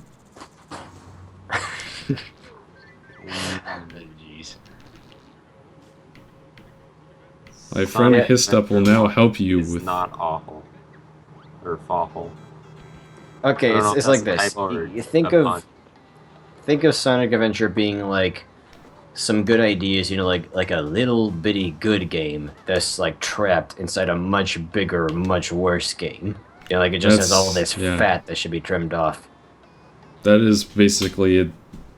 I'd agree with that, yeah. I guess. But if you give that treatment to every game, you could argue that any game's good. Well, the difference is that Sonic Adventure has like so many scenarios in it that all have different gameplay styles on them. Well, so I think it depends. Like, okay, let's say there's a game, like, most of it is really bad, but then it's got a couple of sections that are different, and those actually work pretty well. You can say, like, oh, if it was just those sections, it'd be fine, but then it'd be like a super short 10-minute game. If it's like meaty enough that the core of the game is good enough, and it's like if it's easy to just play those and then like stop the game there, I think that's a legitimate way to play. Yeah, it just bothers a lot of people because a lot of people play it to want to I play know. it. They to feel do they that, you have to have fish. to play as the other. Yeah, they feel they have to play as the other 5 characters because they want to fight perfect chaos. They want to see the final boss and all that. Well, I mean, like, you can't see the difference between Heroes and Adventure 1 is that you can, with Heroes, it's literally the same 14 levels and the same bosses for every character. But with Adventure 1, it's just like you go to completely different parts of levels, and levels completely change depending on how you're playing. So, like, I do feel like you can't get, like, the... I mean, Sonic's campaign's probably the closest it something gets. I've always liked about... Nick? There is something I've always liked... Yeah, can you hear me? Yeah. Okay, there is something I've always liked, at least a little bit, about like when you're playing a game and you make it to a section that you recognize from when you played as another character. And it's like your level and their level crisscrosses briefly. So I sort of imagine, oh wow, just a little while ago, or maybe a little while after this, that other character was right here. I don't know, it's just kind of mysterious to me. I like that. Looks like I do there's a think that Genie. Sonic Adventure 2 does a good job of like trimming off a lot of the fat. Like people can bitch about the mech levels and the treasure hunting levels all they want, but it is possible to beat those stages very quickly. You just have to, have played enough to know what you're doing. I think it's a way better game. But even then, I think it has so many problems that it's... I don't know that I'd say, wow, that's a really good game. I will say, though, it's fun. It's fun in kind of a dumb way, but it's like, I was able to replay it recently, and I replayed, both campaigns, like the entire game. I just blazed through it in an afternoon. Oh, crap, I just barely missed the boat. Or whatever that's called. Did you do all that? Yep, that's how I got all the emblems, and I love my little Chow. He's still there in his cartridge after all these years. See, with that game... is a lot more polished. But, okay, I want you to imagine this. You're playing Sonic or Shadow and you're falling. And there's the, what do you call them? The things you grind on, the rails. And you're falling. Now, the hitboxes on those are so messed up. Oh, come on, there's no time! I saw that. I don't know, it just feels like there are just like... How am I supposed to do that any faster? Shadow. With the treasure hunting section, a lot of it's RNG, depending on what you're trying to do. If you're trying to get them, I mean, that doesn't matter too much, right? Except for in the really big levels, or if you're trying to go for, the grades. Here's the thing. I don't think it's really RNG. I think it's just like there's like 20 places that each emerald could possibly appear in, and yeah, they that's only the have RNG so many. That's still RNG. No, I mean, what I mean is, I don't think they program literally every possible combination, because then there'd be like 600 ways the level could play. So there's only so many configurations that they would dare to program. So I think it's like after you play it enough, you can sort of guesstimate, oh, okay, I found this here, so that probably means that this one's over here, and that one's over there. I know it sounds ridiculous, but that's basically how people manage to like speed run those levels when trying to get A ranks. Yeah, but yeah, that's true. But that's like saying that the classic games are really good once you learn the enemy placement of every enemy. If I just picked up and played it and I hadn't played it before, and you want to go fast because that's the game. Yeah. The only difference is that the treasure hunting levels aren't as random as people might make it out to be. Yeah, I agree. Random, just not to an insane degree. These fucking mummies. Get off! And the mechs, I think... Jesus Christ, get away from me! With some of the upgrades. But at first, they can be kind of annoying, some of the platforming especially. But, I don't know, somebody's saying that Big is the only bad character. Amy. Get that shit out of here. Honestly, I like Amy a lot more in the adventure games than in any other games made sense, because she got kind of a, an arc. Her character went places, she changed, she learned to fend for herself and stuff. And then now she's just a fangirl who chases after Sonic endlessly. I would agree from a character standpoint. I'm talking about the gameplay. It's just like really slow. Yes. Versions of like other. Yeah. Hey, Eric Zilla720 wants to know what our thoughts are on Keemstar. I just have one suggestion for anybody who want to ask that. Let's get right into the news. Into the news? You haven't heard that before? Into the noose instead of the news? Boy. What? I'm fast as fuck, boy. That guy's the biggest clown. It's hilarious. Is he a clown biscuit? A little bit. Like, you can tell what kind of question it is because he asked me. Yeah. Something else I want to say about Sonic Adventure 2, just blazing through the both campaigns in like a couple of hours, seeing the entire game play out. It was pretty fun. That's one thing I will give Sonic Adventure 2. It has probably the most fun story that I've seen in like any modern Sonic game. It feels like some crazy ass movie. You know, Balaya, you're welcome to have that taste in level design, but I mean, like, obviously there are people who think differently than you. I don't think that just because a certain undisclosed reviewer said that Sonic levels have to be super open-ended means that they have to be for everyone. I think they're talking about me. To say. I've criticized Sonic levels in some games for being. Well, I mean, Balaya's really just saying that he thinks that, and I'm saying like that only seemed to become a big criticism of Adventure 2 once Johnny did his review. Yeah, and then everybody says that. Undisclosed reviewer. Because, like, I prefer not to name drop people anymore if I can help it, but, you know, you asked. I ruined it for you. You're welcome. I mean, like, I'm sure he wasn't the first person to ever say that, but it seems like he's the one who popularized that, is what I'm saying. Yeah, it couldn't really be helped. Like, when you're a big YouTuber, it's like you almost can't criticize anything because, well, you know, your viewers will be really unfair towards it. It's like that's kind of why he didn't give AM2R any coverage before it was released, because he didn't want to be the guy single-handedly responsible for getting it prematurely canned. Yeah, I remember him saying something like that in the Let's Play in SGB. Ugh, come on. See now, because it feels like Michael, when you sort of first started watching him. Yeah, he was a lot smaller back then. Yeah. He was like tens of thousands of subscribers. Now he's over 200,000. I will say, like, the game is like well constructed enough that, oh man, by the time I got to the Bio Lizard, to the final battle in space, and that song started playing, I was so pumped. I'd like forgotten how much I loved that game as a kid. It's like, okay, it's not that great of a game, but it's fun. You know, it's got spunk, it's got spirit and all that. I love both of the adventures and Heroes. I just don't think they're good games. I just like them for different reasons. Oh yeah, no. It's possible for a game to not be good, but still be fun. You know, well, it might not be a work of art, but it's got this passion to it that's infectious. Mm-hmm.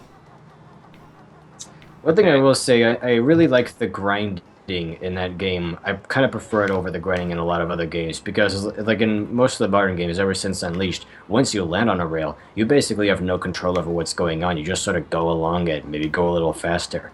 But in SA2, you can do so many things on a rail. You know, you can lean from side to side, you can crouch. There are so many things that affect whether you like speed up or slow down. And like if you get the hang of it, it's super liberating, and I love it. It's almost as advanced, I think, as just rolling down hills was in the classic games. It's like a 3D equivalent of that. And that apparently it works so badly that they had to simplify it. No. You know, like I'm really all in exciting favor of mechanics that can have a. Oh, sorry. Go ahead.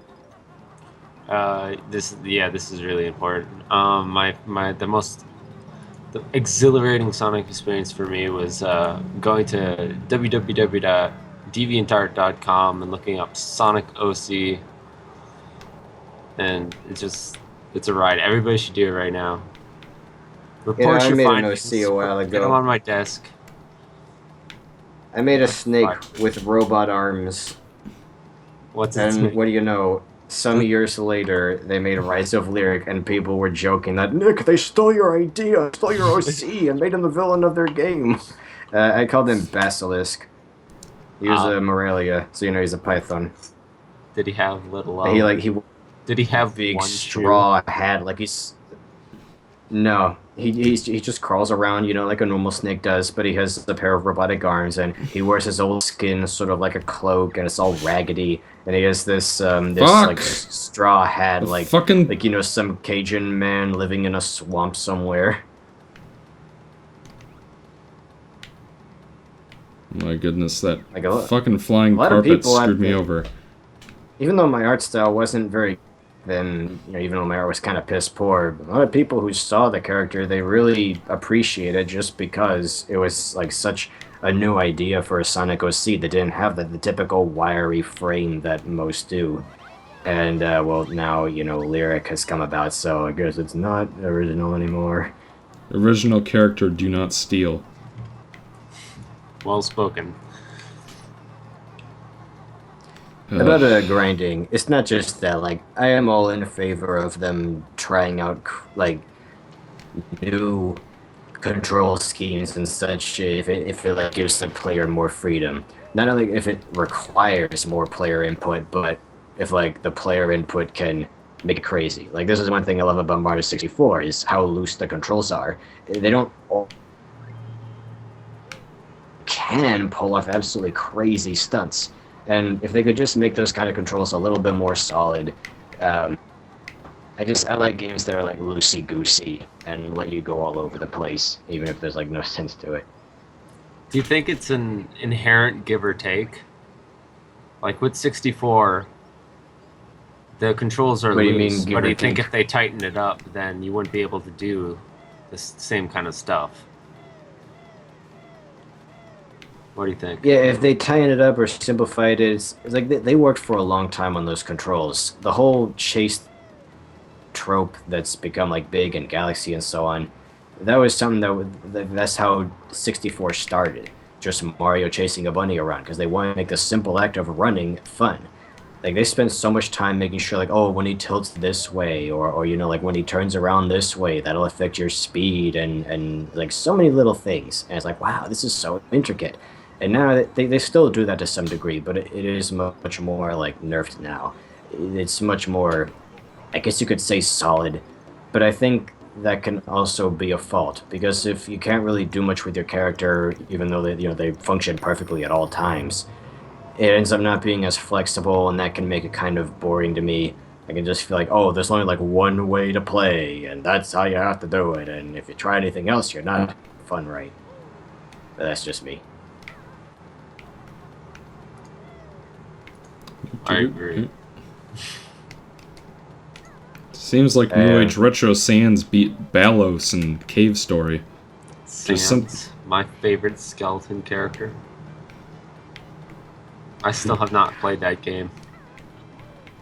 I have it. Still have it. I love those guys, the Skelebros. They're just great.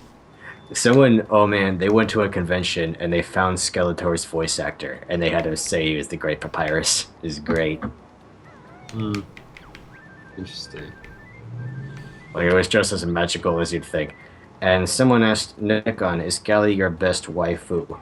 Gali is kind of 90% robot, and I am not attracted to her, so it's weird. It's like, everyone always assumes that, oh, you're a Bionicle fan and you're in your 20s, so there must be at least one character you'd like to do it with. And I'm like, no, guys, ugh, it's weird. Like, those are my childhood. I can't look at them that way. Yeah, I know what you mean. Answering the important questions. Oh man, I love how this dog-shaped sphinx has blinking eyes. In this game, everything's some giant creature with big eyes. Yeah, everything has eyes in this game. It's like, but it's much more self-aware than like Super Mario Brothers, where like everything had eyes. Like everything actually is. It's not that they have eyes; that they're alive and they all talk to you. It's great. I just like how it's like every level I've seen so far has some massive set piece that's just a giant creature. Yep. All of them do kind of have that. What's... Except Mumbo's Mountain. Mumbo's Mountain doesn't have that. What about the second level? The big crab? Yeah, the second level, Treasure Trove Cove, does have the giant snipper guy. No more bringing pets to a restaurant. We subdued the snipper. No more snipping for you. You know what I like to do sometimes? This is... Nick? A lot of times when people, like, they'll add... Yeah, I stopped because I want to let you finish. I was sorry for interrupting you. Okay, one thing I like to do sometimes is people will, like, ask me a question in a really heartfelt way. They'll tell me how a certain game was, like, their childhood and it's had a huge influence on them and they have all these things to say about it. Or it could be a movie, it could be anything. And they ask me, what are your thoughts on it? Because they want me to go on this, like, huge spiel, too. And then I just go, it's good. It's something really simple, like 1 or 2 words, and just leave it at that. Like, Yeah. that's all I have to say about it. It's almost like trolling them, but in a really friendly way. Because I gave them what they wanted, it might be a little disappointing to them. Alright, Nick, Yeah. this is actually a really important question for you.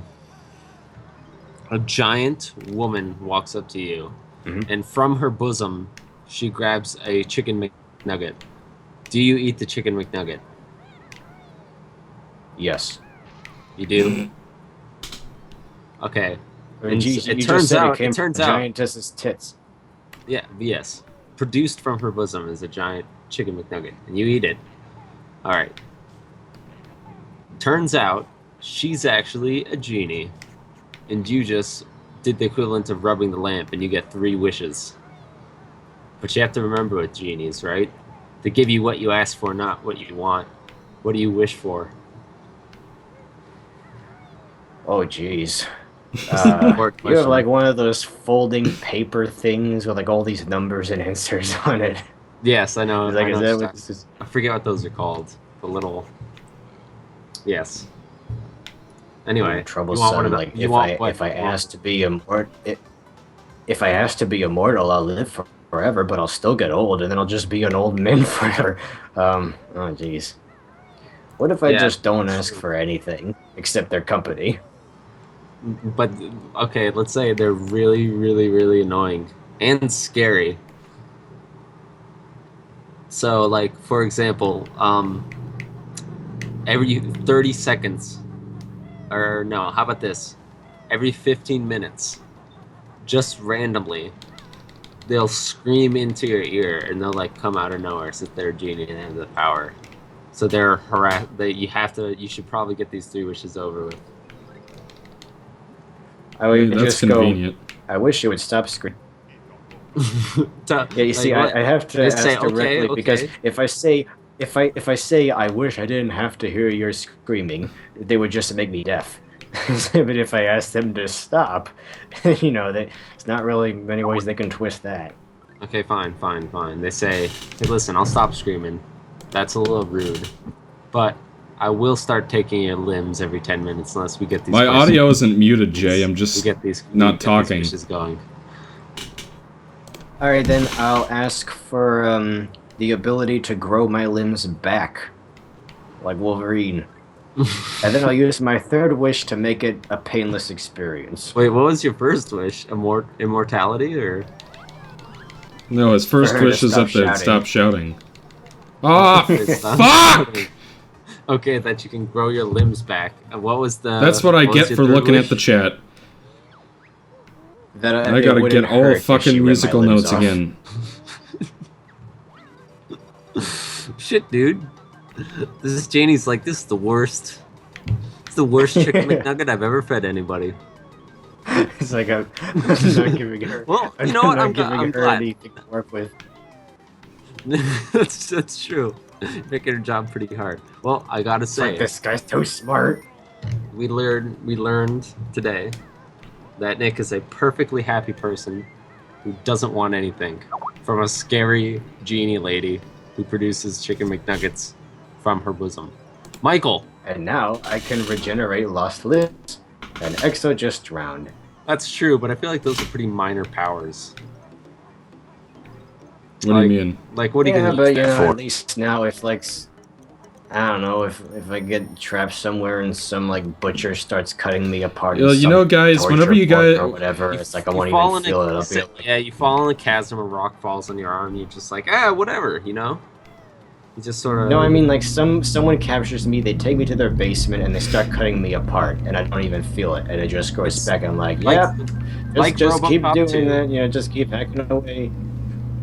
Like RoboCop 2, you go into the drug warehouse, get shot at a billion times, and they start taking your legs off and arms off, and you just keep popping up. They probably worship you. Yeah, They lift you up. You'd be a I, C-3PO to the Ewoks. I would In this just like case, it's yawn and then look over at my watch that's on the it's on the one hand floor. I still have. Like, I'm like, have to hurry up. You're like, "Excuse me, sir, can you move aside?" And he's like, okay." And then you move aside. He was standing on your arm. Look at the watch real quick. Good stuff.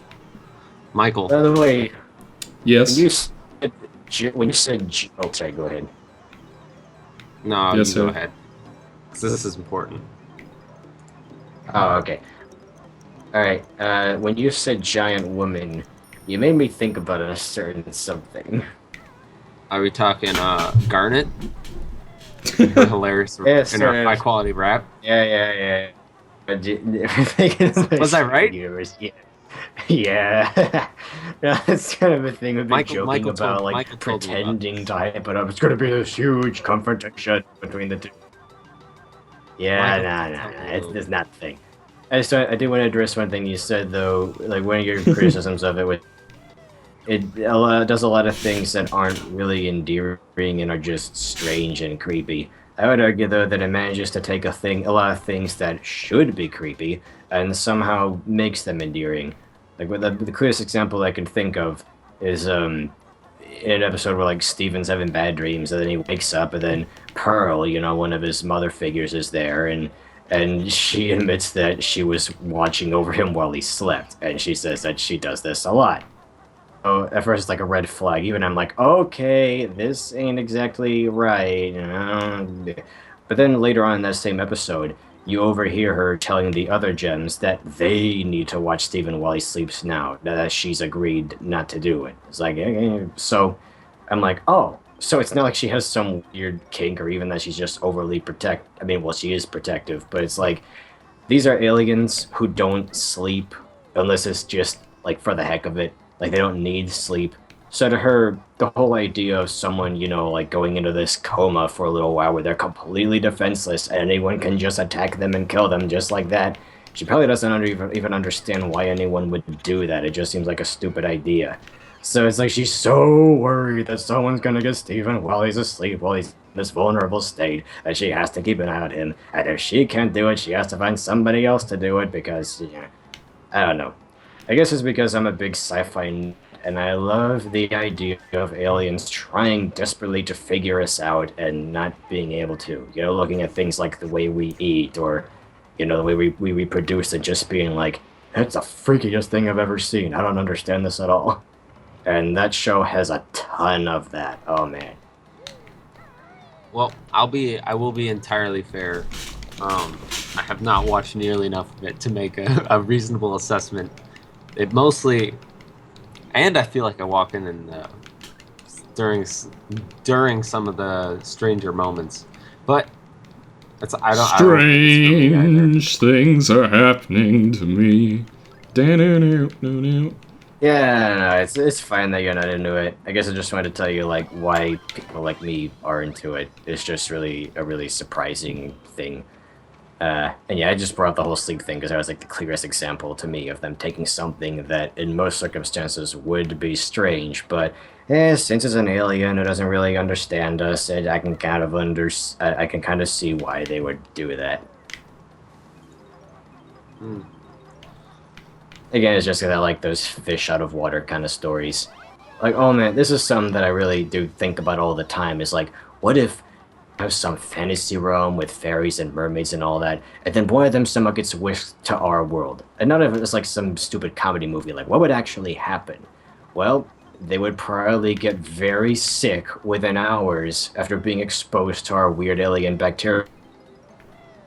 bacteria that they don't have immunities for, and they probably almost die from it and be bedridden and puking for months, or at least weeks. Wait, so you're telling me that Gargamel isn't gonna make a Ferris wheel go down, and then the Smurfs will have to stop him?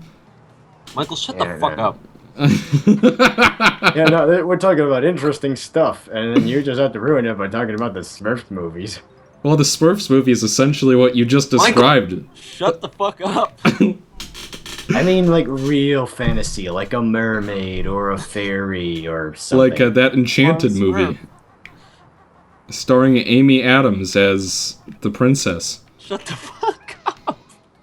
Michael! It's like, we can't even fly to another country and not get sick after being exposed to the bacteria, you know, in that part of the world. So if someone from an entirely different planet came here, even if they could breathe our air, they would still get really sick. Well, honestly, if any alien had the technology to get to Earth, we would be the equivalent of ants to them, considering the...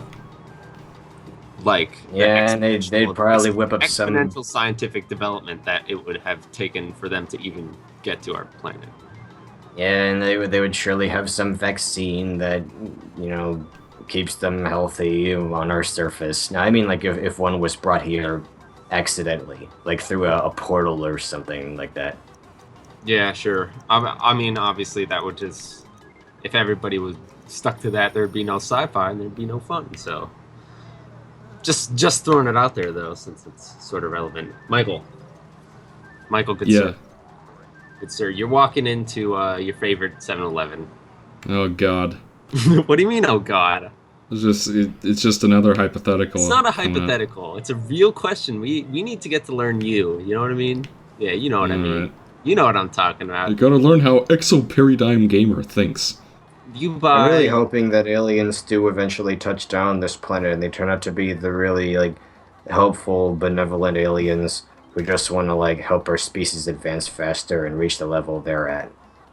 Have you guys heard Dan Aykroyd talking about what he thinks about aliens? Yeah, he was... No. Actually, no, but I have seen him get a blowjob from a ghost.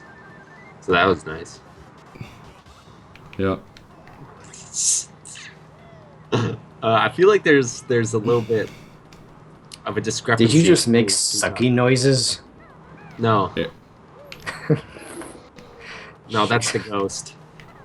Yeah, hot jokes today, guys. My stand-up special is going around the country. Okay, Michael, you're at 7-Eleven. You're getting a giant 3-liter can of Mountain Dew, as you do. And you walk up to the counter, and lo and behold, it's Pope Francis, your buddy the Pope. Since he's lost his job, he's down on his luck, right? Well, then he's not the Pope anymore. Michael, you did that thing for me that one time. Well, you mean that thing that you killed me over? No. Okay. He says, I need you to do me a favor. I need another favor, all right? I will pay you 1,000,000 times over, because I'll be the Pope. And then, so basically, you need to make Pope Francis the Pope again. How do you do that? Well, how did he become not the Pope? I don't know. You haven't asked him that. All right, Francis, how did you become not the Pope? He said, there's this crippled kid, and I just sort of kicked him. So I lost my job. I feel like that wouldn't be enough. Really? You don't think so? No, I don't think so. Have you heard of some of the horrible shit some of the past popes have done? No, they haven't murdered millions and millions of people. A lot of people seem to think that Pope Francis is the Antichrist. Yeah, but a lot of people think he's the opposite. A lot of people thought Obama was the Antichrist before they moved on to the Pope. Every important person is. But Michael, come on. You gotta help Francis out. He's your buddy. You've been best friends since college. You were in a frat together. How did this happen? I don't know. Eric, you should ask him. Uma Kappa Popa. Come on.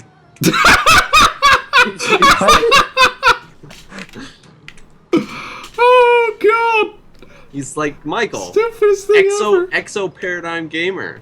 You and me, we got our first BJs together. Remember? Good times. That's what he says. I remember that time that guy gave me Undertale and I never played it. He gifted me Bad Rats. Yes, this is Banjo Kazooie. Eric, our boy Codebox, is in the chat. Codebox. Oh no. He's gonna outsmart us in all things Paper Mario. Yeah. For the uninitiated, Codebox is a regular commentator in our Paper Mario series, and he knows way more about the game than I ever will. It's pretty impressive. There's a question asking whether or not we are Christian. I am a stout Scientologist. I do not believe in such heresy. The Raelians are going to come to pick us up on the ship. What's that guy's but name? only if you pay only if you pay the Scientology taxes. What's that guy's name? That's one thing I really Tom like Cruise. about Dead Space. I was gonna say that's one thing I really like about Dead Space. They have this made-up religion in it called Unitology, which is basically a giant satire of Scientology. Yes. I always thought that was interesting. It wasn't really in the first game as much, was it? Except maybe in the it was mostly in like the later chapters of the game. Like you stumbled into this part of the ship where all the Unitologists gathered and ritualistically stabbed their own foreheads, making it easy for those bat-like necromorphs to convert them. Huh. I don't remember there being much of that in the first game, but it's like so present in the second game. I haven't played the third one. Like I said, it was bunched up near the end. It was one of the creepiest chapters. That game was cool. I was expecting it to be scarier than it was, but it was still cool. That's one thing I've never really got is people criticize the later ones, especially Dead Space 3, for not being anywhere near as scary as the other games. And like these games were never they were never that scary. They were just neat. And the third one is neat too. It has a lot of really high concept stuff, like the whole idea of the Brethren Moons. That's like something out of a Lovecraft novel.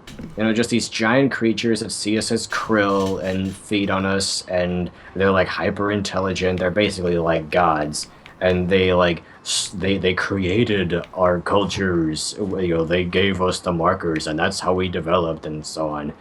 Like in the Dead Space lore, supposedly the meteor that came down and destroyed the dinosaurs was a marker that was like flung down to Earth, and we developed the way we did because of the marker. That is like such a cool idea. I don't know, you should change your channel name to NickonAquaMagna, and then you can say, if you've read the manga. No, I don't think I'll do that. There's probably a Dead Space 3, or not, a Dead Space 1. Really though, people go on about how Dead Space 3 isn't scary, but honestly, I think the ideas it pushes forth, the implications, what the necromorphs really are, and just how huge this is, and what they can do to us, I think just those ideas are enough to make it terrifying. Isn't that kind of a thing that Lovecraft does a lot? Or it's just like you can't comprehend? Yeah. I think parasites are inherently very disturbing to humans. It's like the whole idea, of like all these Lovecraftian mysteries, like someone catches a whiff of some conspiracy, and it's like, don't look into it, man. You don't want to pry any further. It's not going to be good for you. And they know that, but they gotta know, even if for like just a moment of clarity. So they pry, and they eventually solve the mystery, and the answer they were looking for ends up being so huge that their mind just snaps. Like the knowledge, the mere knowledge that these things exist is enough to instantly drive them insane. Because it's so horrible. Like, more than the human mind can take. And I think Dead Space 3 is, like, all about that. Like, this one thing that pisses me off about Awakened is it basically sets up a Dead Space 4 that we'll probably never get, where the Brethren Moons do reach Earth, and they do start eating everybody and yanking them into the sky. It's like, gosh darn it. Like, is that really how the series is gonna end? Do you like Mass Effect? I like it to a degree. Unfortunately, I have not played the games, just because they're like so long. I don't think I could really invest that much time into them. But I do like the characters, I do like the races, and the overall story. I think it's Yeah, those games have pretty good lore. It seems like, considering what sounds like you like, that you'd like, especially some of the ideas of like the first one. Except I've always hated the gameplay in those games. I played 1 and 2. But Didn't you get like all the achievements, Eric? in Mass Effect, hell no. Oh, I thought you were talking about Dead Space still. I don't think I did in Dead Space. But if you want to talk about the Dank Souls, 1, 2, and 3. Oh, sorry. There is one last thing I want to say that makes me love Dead Space 3 and probably makes it my favorite in the series. Is like once you get down to that snow Bacon! Who? What Someone's asking me about bacon, Eric. That's in the DLC, you idiot. Okay, so you're on that like snow planet, and you see these guys, these twisted freaks wearing Arctic gear. You're basically playing the Thing. You know, it's like you can pretend that you're McCready mowing down these creatures, and you got a flamethrower, and it's all awesome. I'm like, yeah, I'm in the Thing. It's like for people like me who are huge fans of that movie, it's like a dream come true. It's like a good I The can Thing totally game. tell like the kind of stuff that you like immediately. You're definitely an Aliens fan, right? Or at least Alien. Oh yeah, you know, yeah. This makes me think about Metroid. Like, okay, a lot of people compare the Metroid games to like the Alien movies. Metroid Fusion is basically their version of the Thing. Because like think about what the X-parasites are, how they work, how they absorb people, then they copy them. It's like that's basically the Thing. It's just a less bloody, more cartoony, kid-friendly version of it. But like you get to that one room where there's this one parasite that's copied a scientist and is tampering with a machinery. I'm like, that's exactly the sort of thing the Thing would do. I really like Metroid Fusion. I don't like a lot of Metroid games. Right now, I'm working on a Metroid fan comic that's basically going to be a mix of like The Fly and Species. Yeah, figure that out. Man, Species. Is that the... I think I know what Species is. It's the one with the naked woman on the cover. The alien chick who... Is there a like, part where on a train where she's like in a cocoon or something? Yeah, where she has a bad dream, but then she wakes up and her body is transforming painfully. It's like you can see that she's still kind of human and she doesn't want this. But then by the end of the movie, instinct takes over and she just wants to take over the world with her freaky offspring. Ooh. Okay. Somebody, Codebox, my boy, has anybody played Overwatch? I'm like level 60 in Overwatch. Like quite a bit. So Carbonic Pikmin has kept asking this question, and for whatever reason I just haven't gotten to it yet, but he asks what are some of my least favorite games. I think I did answer this earlier, but Donkey Kong Land 1 and Final Fantasy 13 are both up there. Those are the two I can think of at the top of my head. Wait, what's he asking? Least favorite games. Oh, least favorite games. See, the thing is, with that, it's like, you immediately want to think, like, what are the worst games?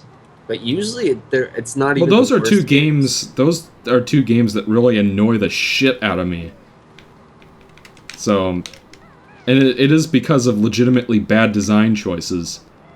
Oh, Eric, I gotta ask, have you seen our Deadlocked review? I have not. Didn't you guys just release it? Yeah, Eric doesn't really watch my videos.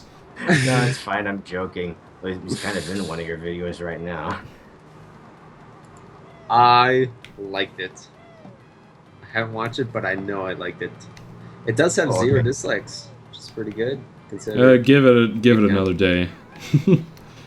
Everybody should go watch my world famous whatever it's called, the Hitler one. Yep, the ultimate scenario. It's got more views than the Deadlocked review, and it's only been out for 3 more months. Isn't that hilarious? And not only that, I basically stole a bunch of people's content, so it's super original. So what is your favorite Sonic game, and why is it Sonic Adventure 3? You mean Sonic 06? That question is from Stupid. Oh. I should have been paying more attention. Where is the other guy with the ring? Michael, have you Stupid played is Luigi's Mansion? Yes. Stupid is as stupid does. I feel like I could beat Lieutenant Diamond. Infiltration really, really fast. Even though I haven't played it in a while. That was like one of my first games. Yeah. That and Wind Waker. Really? Wind Waker is one of the first for you? Yeah, do you remember when we rented Wind Waker? And Yes, I do remember Can I that. play? And it was the first game that you let me play first. So to me, it's like always like my. Fuck! Is that really necessary? It is, because every time you die, you have to get all the fucking music notes again, and the level basically resets. And I died because the fucking thing combo braked me. Okay, hold on. I'm watching the delayed stream. Combo breaker. Thankfully, I didn't actually have to hear that because the mic like cut out and protected me. Big rigs over the road racing. I heard that's pretty good. You know, it's funny. A game that I played that I liked. I don't like simulator games, but Euro Truck Simulator. Hold on, let me see how many hours I have in that game. I have 37 hours in Euro Truck Simulator. All you do is drive in that fucking game. Oh man, have you guys heard of Agony?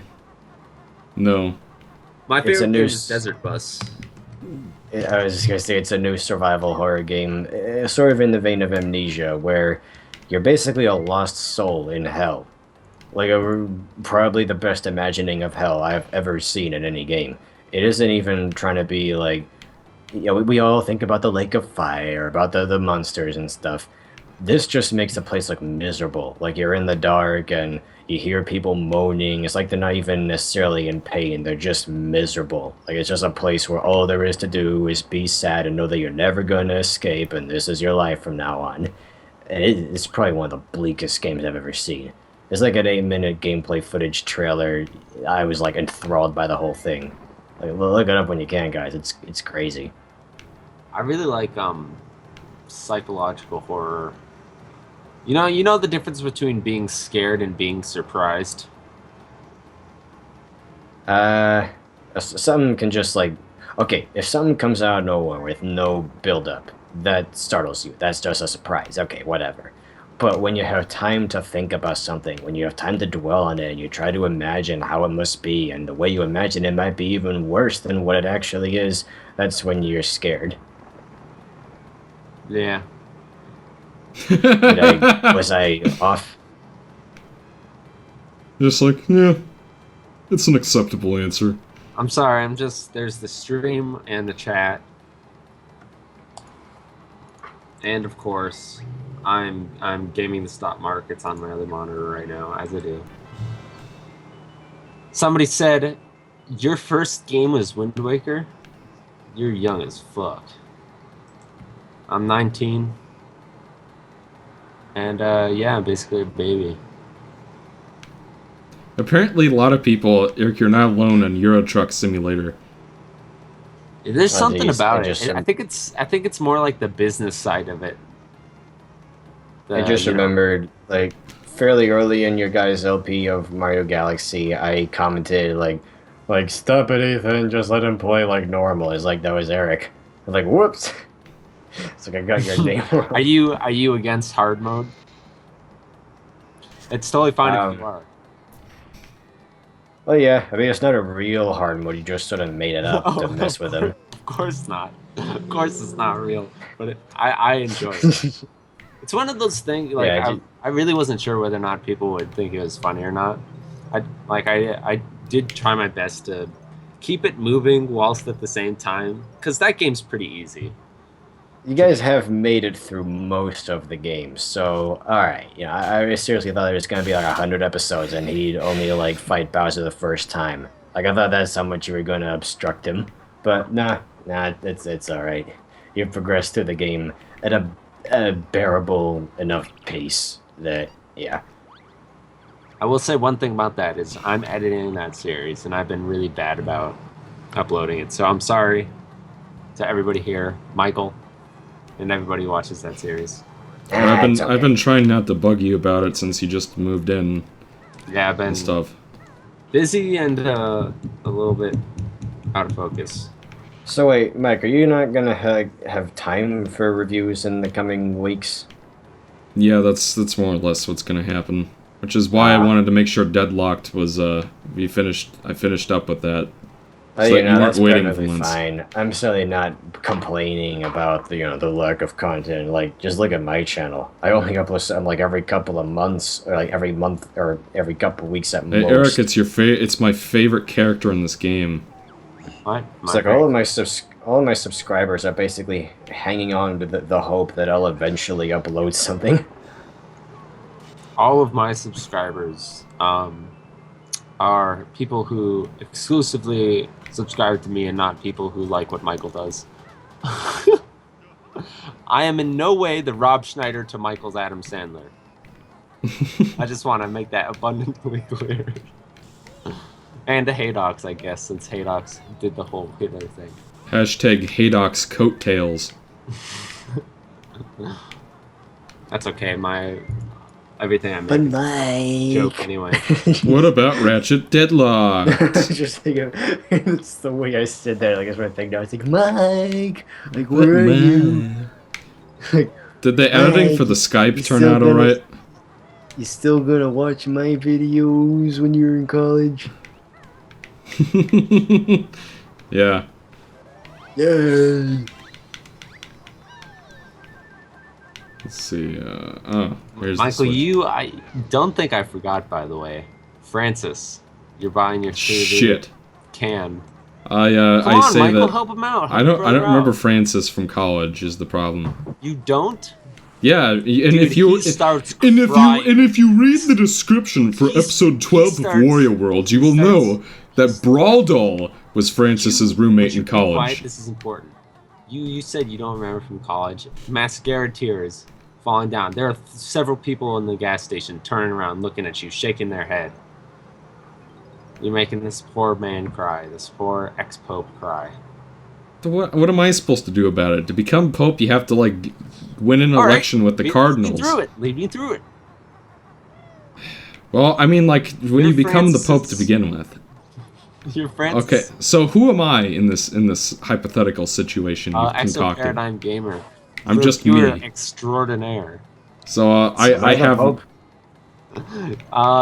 Tell you what, Nick, you. Tell you what. You know what? There's somebody. You're monitoring his progress. Basically, Michael will die if he doesn't get Francis. Oh, for fuck's sake! And he has this is just like the fucking George and Martha shit. He has to report to you, Nick, daily. On his progress. And Nick has instantly become a person in the scenario that I do not like. And listen, here's the deal. If Michaels doesn't do good enough, and you get to decide this, if he's not on track, then you have to give him either you or I will give him a handicap. Somebody's calling Codebox. Can I poke him in the butt with a sharp stick? What did Codebox do? Hold on. I gotta see his crimes first. Sorry. Hold on. Did you hear what I say? What I said? What'd No. you say? Can I poke him in the butt with a sharp stick? If you want to. If you think that'll get him moving. Or if you just want to. Yeah. Cause then he won't be able to sit down, so he'll have no choice but to get to work already.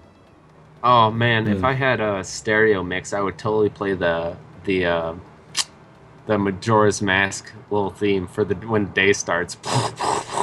Day 1. All right, Michael, let's go.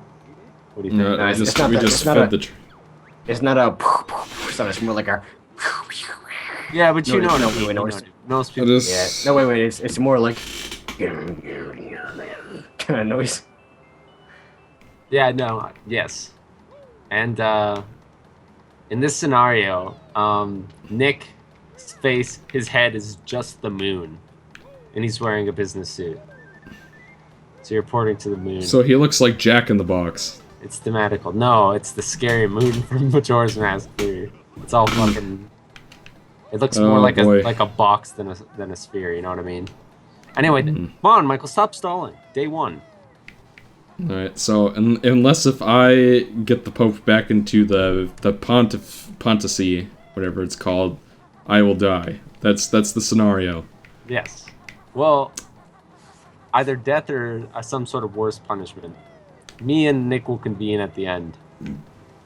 Well, now, tell you what. I don't know if I should use the three.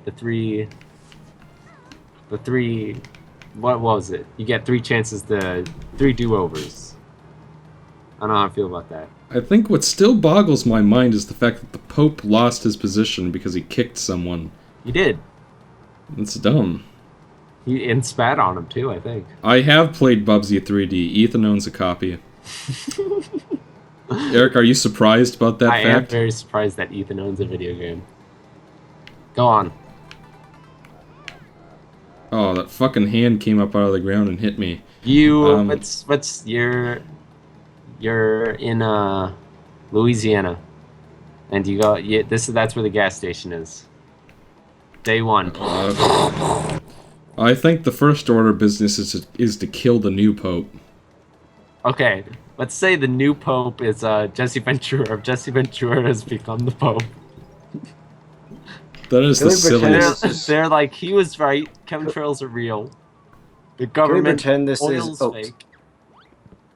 Alright, so we just kicked Gobi out. Gobi's my favorite character in this game. Can we and in Banjo 2 as well. Can we pretend we're sort of acting out some weird sequel to Dogma? What's Dogma? Yeah, I don't know Dogma. It's my favorite Kevin Smith movie, where a couple of angels that were banished from heaven try to get back in through a church with some weird loophole, and if they do, God will be proven. Movie? No, it's a great movie. No, okay, but so the whole idea? I know, but is it like a bad great movie, or is it actually a great movie? It's actually a great movie. There's a lot of really cool ideas and snappy dialogue and all that. Basically, if these 2 angels get back into heaven, they will have proven God wrong, and that will end everything. Everything would just get blipped out of existence. It's have you ever heard of Clerks? No. Really? You've never heard of Clerks? Well, it's basically in that universe. There's the thing, back in the day when Kevin Smith first started making movies, Marvel, of course, hadn't started making movies. So his were the first to have this weird shared universe that you see all the time in comic books, where all of his movies were connected and all these characters kind of knew each other and would appear in each one as a cameo.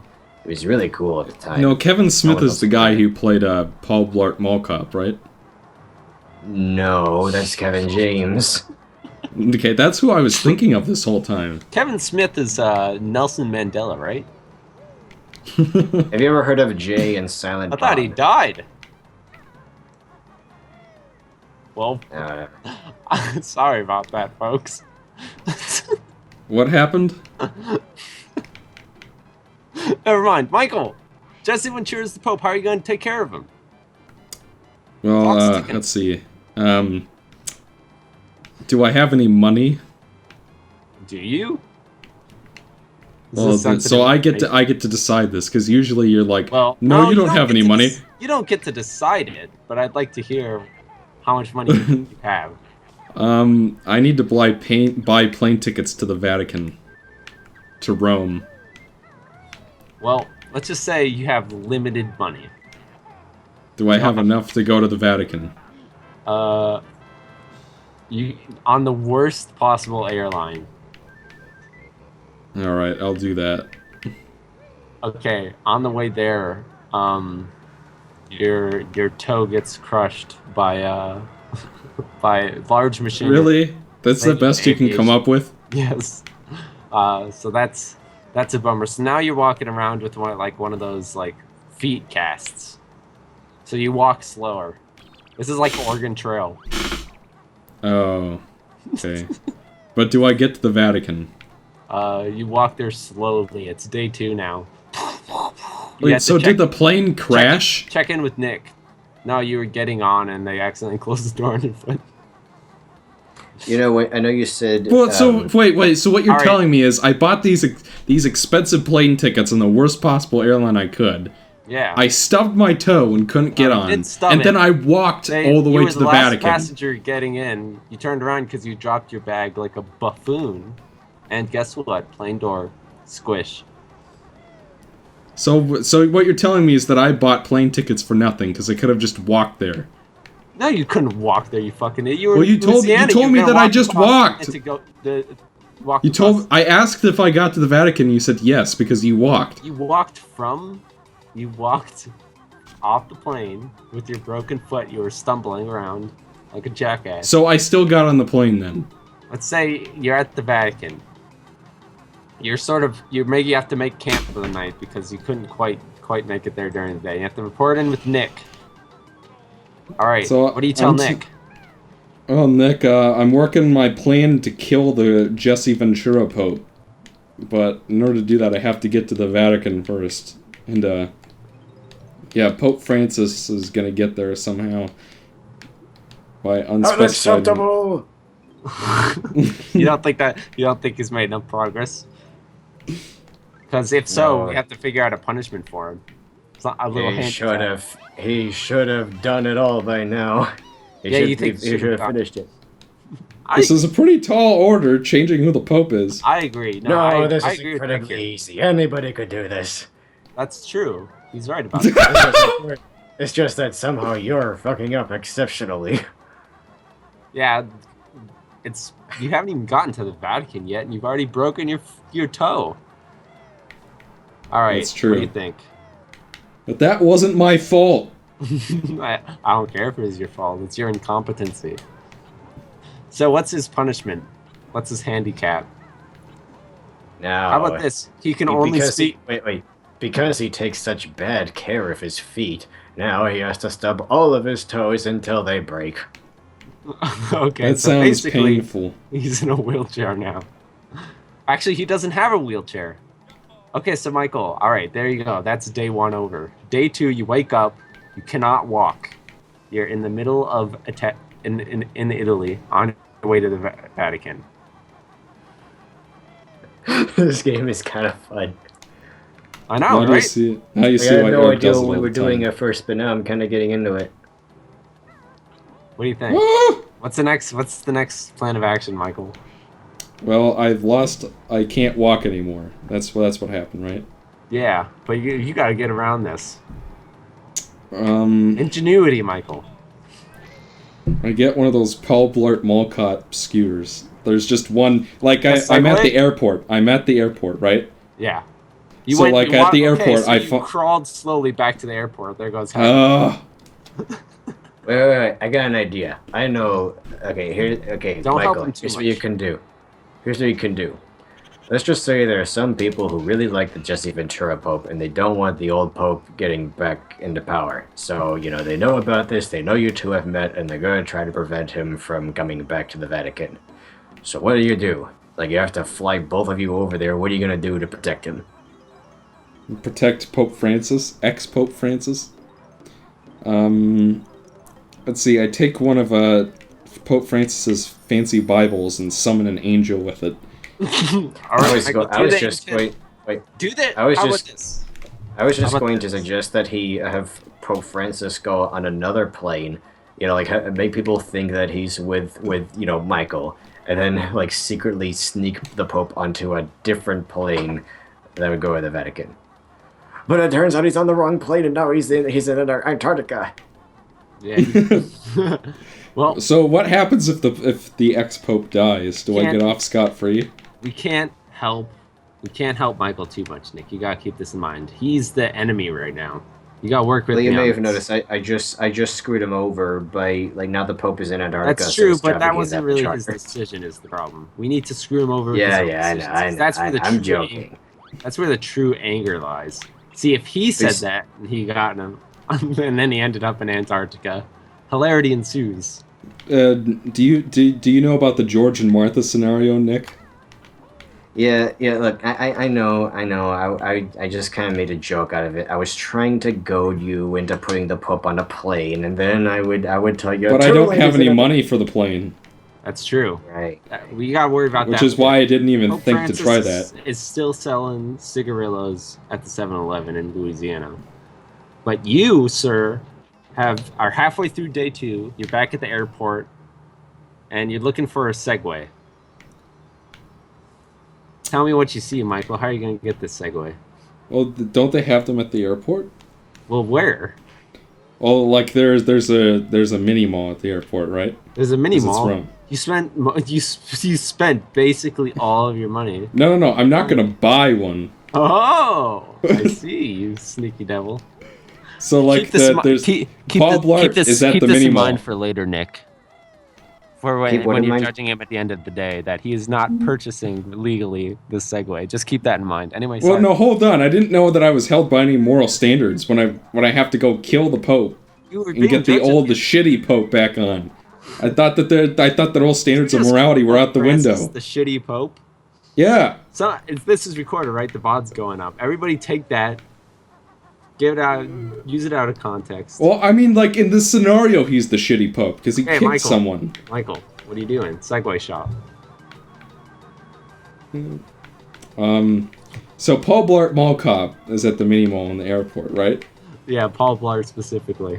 Yeah. So Paul Blart. He's drinking so, like, and eating spicy food, and it's a hilarious scene. So like I tell him that his fat Latina daughter has been kidnapped. You say that, and he fucking punches you. You wake No, up I don't say that specifically. I'm just You wake up, it's day 3. All right, Nick, what do you think? I am Mike's got a even big- more displeased. Michael's got a big Looney Tunes bump on his head. What do you think, Oh Nick? boy. Do you think he did all right on day 2? Give him a bump on the other side of his head to match it. Okay, so now he looks like a freak. He has like 2 bumps on the side of his head. Basically has horns. Yes. Mike, he has I horns think I can use this to my advantage. and he's pulling himself around with his arms because his legs don't function. Paul Blart has left the building too. Oh, that's good. That means I can steal his Segway, which is what I was. How do you think he left, baby boy? He took his other Hey. Segway. Day 3 is he only has one. Only needs is Paul Blart. God, I hate you. Come on, day 3. You're in the Italian airport. I'm still there. Yeah, Oh my God. because you got knocked out. You woke up the next morning. Yeah, I know that, and I still hate you for that. By the way. Come on, come on, Mike. We got ingenuity. There's so many ways of walking around, of getting around. And you're Well, you know what? stuck- That's because you aren't burdened with someone constantly telling you that it won't work. That's why. I'm waiting. Fuck me. No, I won't. No, I'm just. It's figure of speech. Yeah, no. Thank you, Michael. Thank you for clearing that up. I guess I have no choice but to drag myself all the way to the Vatican. You do? Alright, let's say that takes up 3/4 of the day. That's it. It would probably take longer, yeah. You get a little bit. You're at the Vatican, you get a little bit. You get So it's nighttime, right? And no one can see me. Well, depends. Are you outside or inside? I'm outside. In reality, probably there's enough lighting outside, but I'll give it to you. You're Alright, welcome so- with that. So I use the darkness to sneak into the Vatican. You use it like the darkness with a capital D. Yeah, I use the darkness like And so then what happens is once I get inside of the Pope's the Sistine Chapel, I go to that one chimney, right? Close. And I make the grace. Close enough, Michael. Sistine Chapel, Vatican. Well, isn't the Sistine Chapel in the Vatican? Isn't that like where the Pope lives? Is the Sistine Chapel? What's the name he of that lives church? in the Sistine Chapel when the Italian guy is saying, "No photos, no photography, thank you." What's the name of the church? I don't know what the name of the church. Hold on. But that's like the museum and the St. Peter's Basilica. I don't think it's the same. That St. Peter's Basilica is the church. So I sneak into St. Peter's Basilica in the cover of the darkness. The Swiss guards don't see me. That's what they're actually called, by the way. Yeah. And I could be wrong about that. Yeah, he is on day 3. Dun dun dun dun. Okay, so you've snuck in there, and are you going to sleep in the night in like a cot? What's the plan? Well, now that I'm inside, so now I have horns, right? That are basically You don't bumps. really have horns. Somebody, if they get touched by anything, you get major headaches. I can put you out for a few hours. Well, I'm not gonna use them that way. Well, all right, let's hear it. So now that I have the horns, I appear from the fireplace, right? When You Pope appear. You appear. Well, like I hide in the fireplace. A little smoke bomb. No, I hide in the fireplace. Hokage with weird horns pops out. Hello, popes and popettes. What are they It's called? like I pop out and I Priests. Will you let me finish? Yes. I pop out of the fireplace and Jesse Ventura sees me. And I'm just like, He says, God is most displeased with your progress as the Pope. He has sent me to warn you of what will happen if you continue your folly. And he says, You you must- do know that I'm a I was an ex-Navy SEAL, right? Yeah, but now you're a filthy conspirator or conspiracy theorist. He could, to be honest, Michael, he could probably still kick your ass. He was a Navy SEAL. I don't care how crazy he is. I just There's don't a know. Navy Jesse SEAL Ventura get out of 3,000 the years war- ago. Didn't he get out of the war by shitting his pants? I don't actually know the story about it. I know that he wrote a book that was like some of it was fake, was proven fake. But listen, here's the deal. Jesse Ventura is not convinced by the crazy man with horns popping out of the fire. Listen, I'm just trying my best with this, okay? He kicks you out of the Vatican. He whacks you with a brick across the head. So now you have 3 horns. Actually, with the one on top is so big that you look like one of the cone heads. You know, the Dan Aykroyd. Oh God. So you look like a freak. You attract a lot of attention now. That's the end of day 3, right? What do you think, Nick? How's this progress? Can you just kill me already? No, come on. Well, he has made it there. That's true. Well, you told me that. No, just hold needs- on. he just On the needs first to- day, you were like, you haven't made any progress at all. You should have done it by now. I'm going to punish you. But now that just getting to the city is apparently good enough for the day. Michael, No, you've met the Pope. You came this close to finally getting him. So yeah, all right, that was yeah, close. all It right, just the ruse was pretty not good. quite- But here's the deal, Michael. This is not you. You must be silent. This is consultation hour. But you know, So, Nick, what you do you better think? do it this next. You better do it this next day. Oh So, God. so he has Right. approval. There's approval. It's like I've been going easy on you this whole time, and if you mess up tomorrow, This if is that the guy worst is still scenario we've ever done, Eric. Hold on. If that guy is still the Pope by the end of the 4th day, they will never find your body. Hey, Michael, hold on. Quick question. If I Photoshop will you show if I Photoshop a guy with the suit with the Majora's Mask? Yeah. I'll Okay, edit him. so day 4 begins. You got to get Jesse Ventura out. You got to get Pope Francis back in. Luckily, the Pope has managed to make his way back. I mean, he is there now, but you don't know where in the city he is. And frankly, he doesn't know either. He's lost. He's never been outside of the that building before. He never actually explored any of the place, so he doesn't know how to find his way back. How did Jesse Ventura become the Pope anyway? Michael, shut the fuck up. Answer the goddamn question. Sorry. Getting a little mean. The point is, Francis is somewhere in the city, but he doesn't know how to get home, so you gotta find him. So, wait, no, this is actually really darn stupid. Okay, I got it. He's locked in somebody's. He's gonna say. Oh God, we're finally done with Gobi's Desert. I forgot how terrible this level was. You're getting Okay, I'm distracted. gonna be honest. I'm getting kind of tired of this game. I don't mean Banjo Kazooie. I mean, it's getting hard to set up this scenario. Okay. See, Eric, everybody Hey, fine. hates this except for you. Oh, you think? I know letting me do the punishments has been very enjoyable for Eric because if he was dishing out the punishments, it would be too obvious, and he'd probably be like, "Come on, don't do that." But with me doing it, it's like, "Oh, okay, whatever."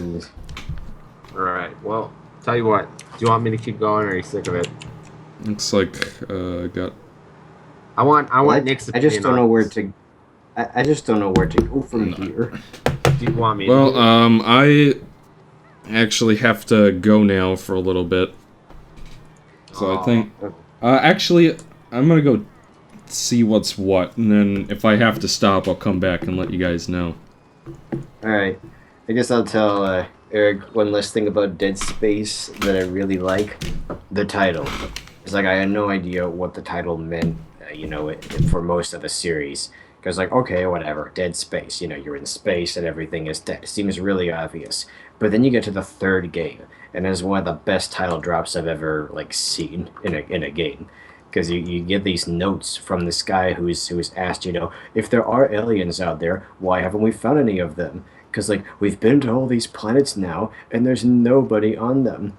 And, well, they sort of allude that these moons have already eaten everybody. That humans just sort of came about recently, and we're like the last, space-faring life forms. And everything between them and us is just dead space. Like, they actually say that. They say it's dead space. And I'm like, oh, it all makes sense now. Now I know why they call it that. Gotcha. Maybe I should play the third one. But the problem is, it's probably only on Origin, huh? I don't know. I have it on PS3. Yeah, I don't really have the means for that. I have an Xbox One right now. And I don't play games on it. I play PC primarily. I'm pretty sure it's on PC too. Maybe you can get it. Yeah, on Steam. it is. It is. Yeah. I don't think it's on Steam because it's EA, so it's probably on Origin, and Origin is an awful. I've seen Dead Space 2 on Steam. Really? Could have gotten it for like $15. For some reason, I didn't. Well, I'll have to look into it. Because, yeah, I'm not even sure that I finished Dead Space 2. Yeah, neither have I. That's like the only one I didn't play. I really should. I mean, it's not that I thought the game was bad or anything. I just sort of like got really busy with other things, and then Dead Space 3 came out, and I'm like, okay, I have to do this. But anyway. I know a lot of people were talking about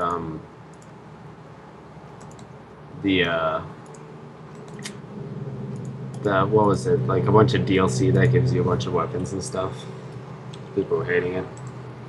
Yeah, I got some weird edition of the game. I don't remember how I got it, but I got this really powerful weapon early on that was basically a machine shotgun thing. Yeah. I still ended up making my own weapons, though. One of my favorite weapons. Was that like a pre-order thing, or was it just like an in-game? I forget.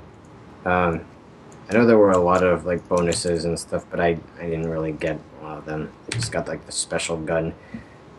One thing I will say I really like about that game's guns, at first when I heard that you only wield 2 weapons at any time, I thought, oh man, that's gonna stink.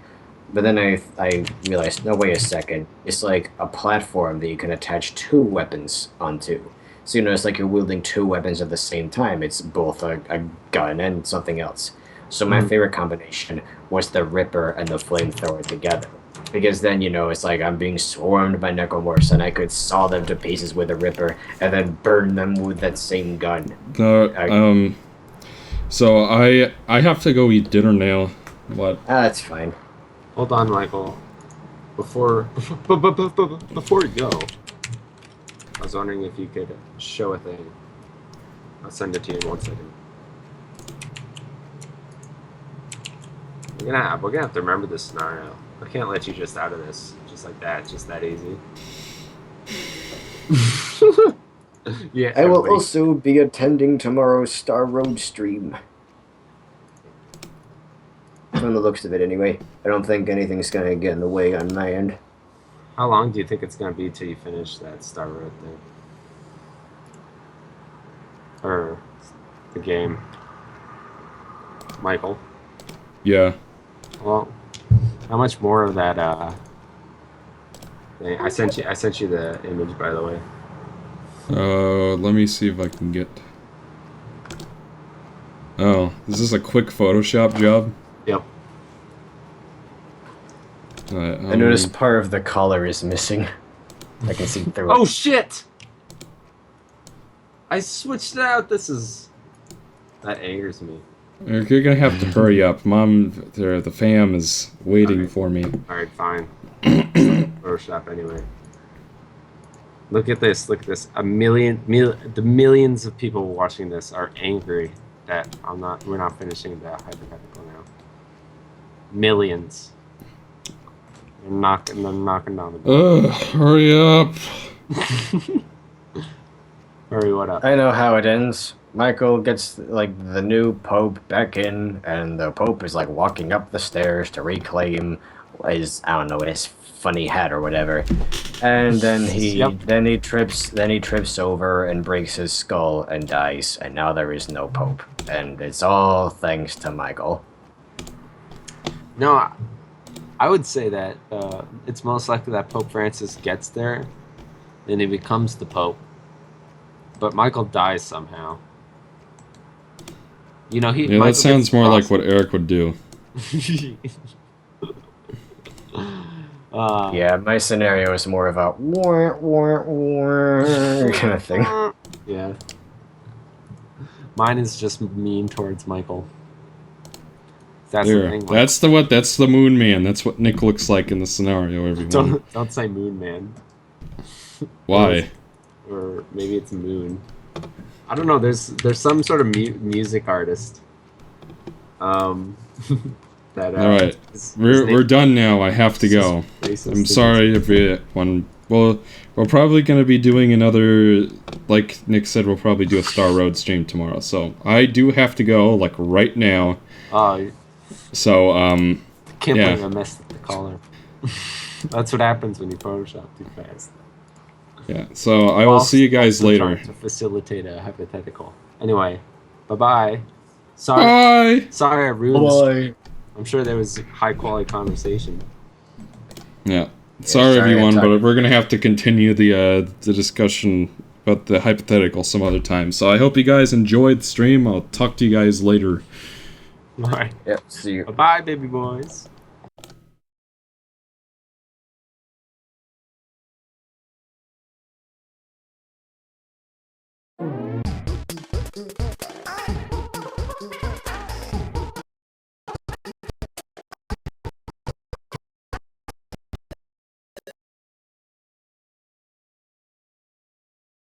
Talk the entire time. Just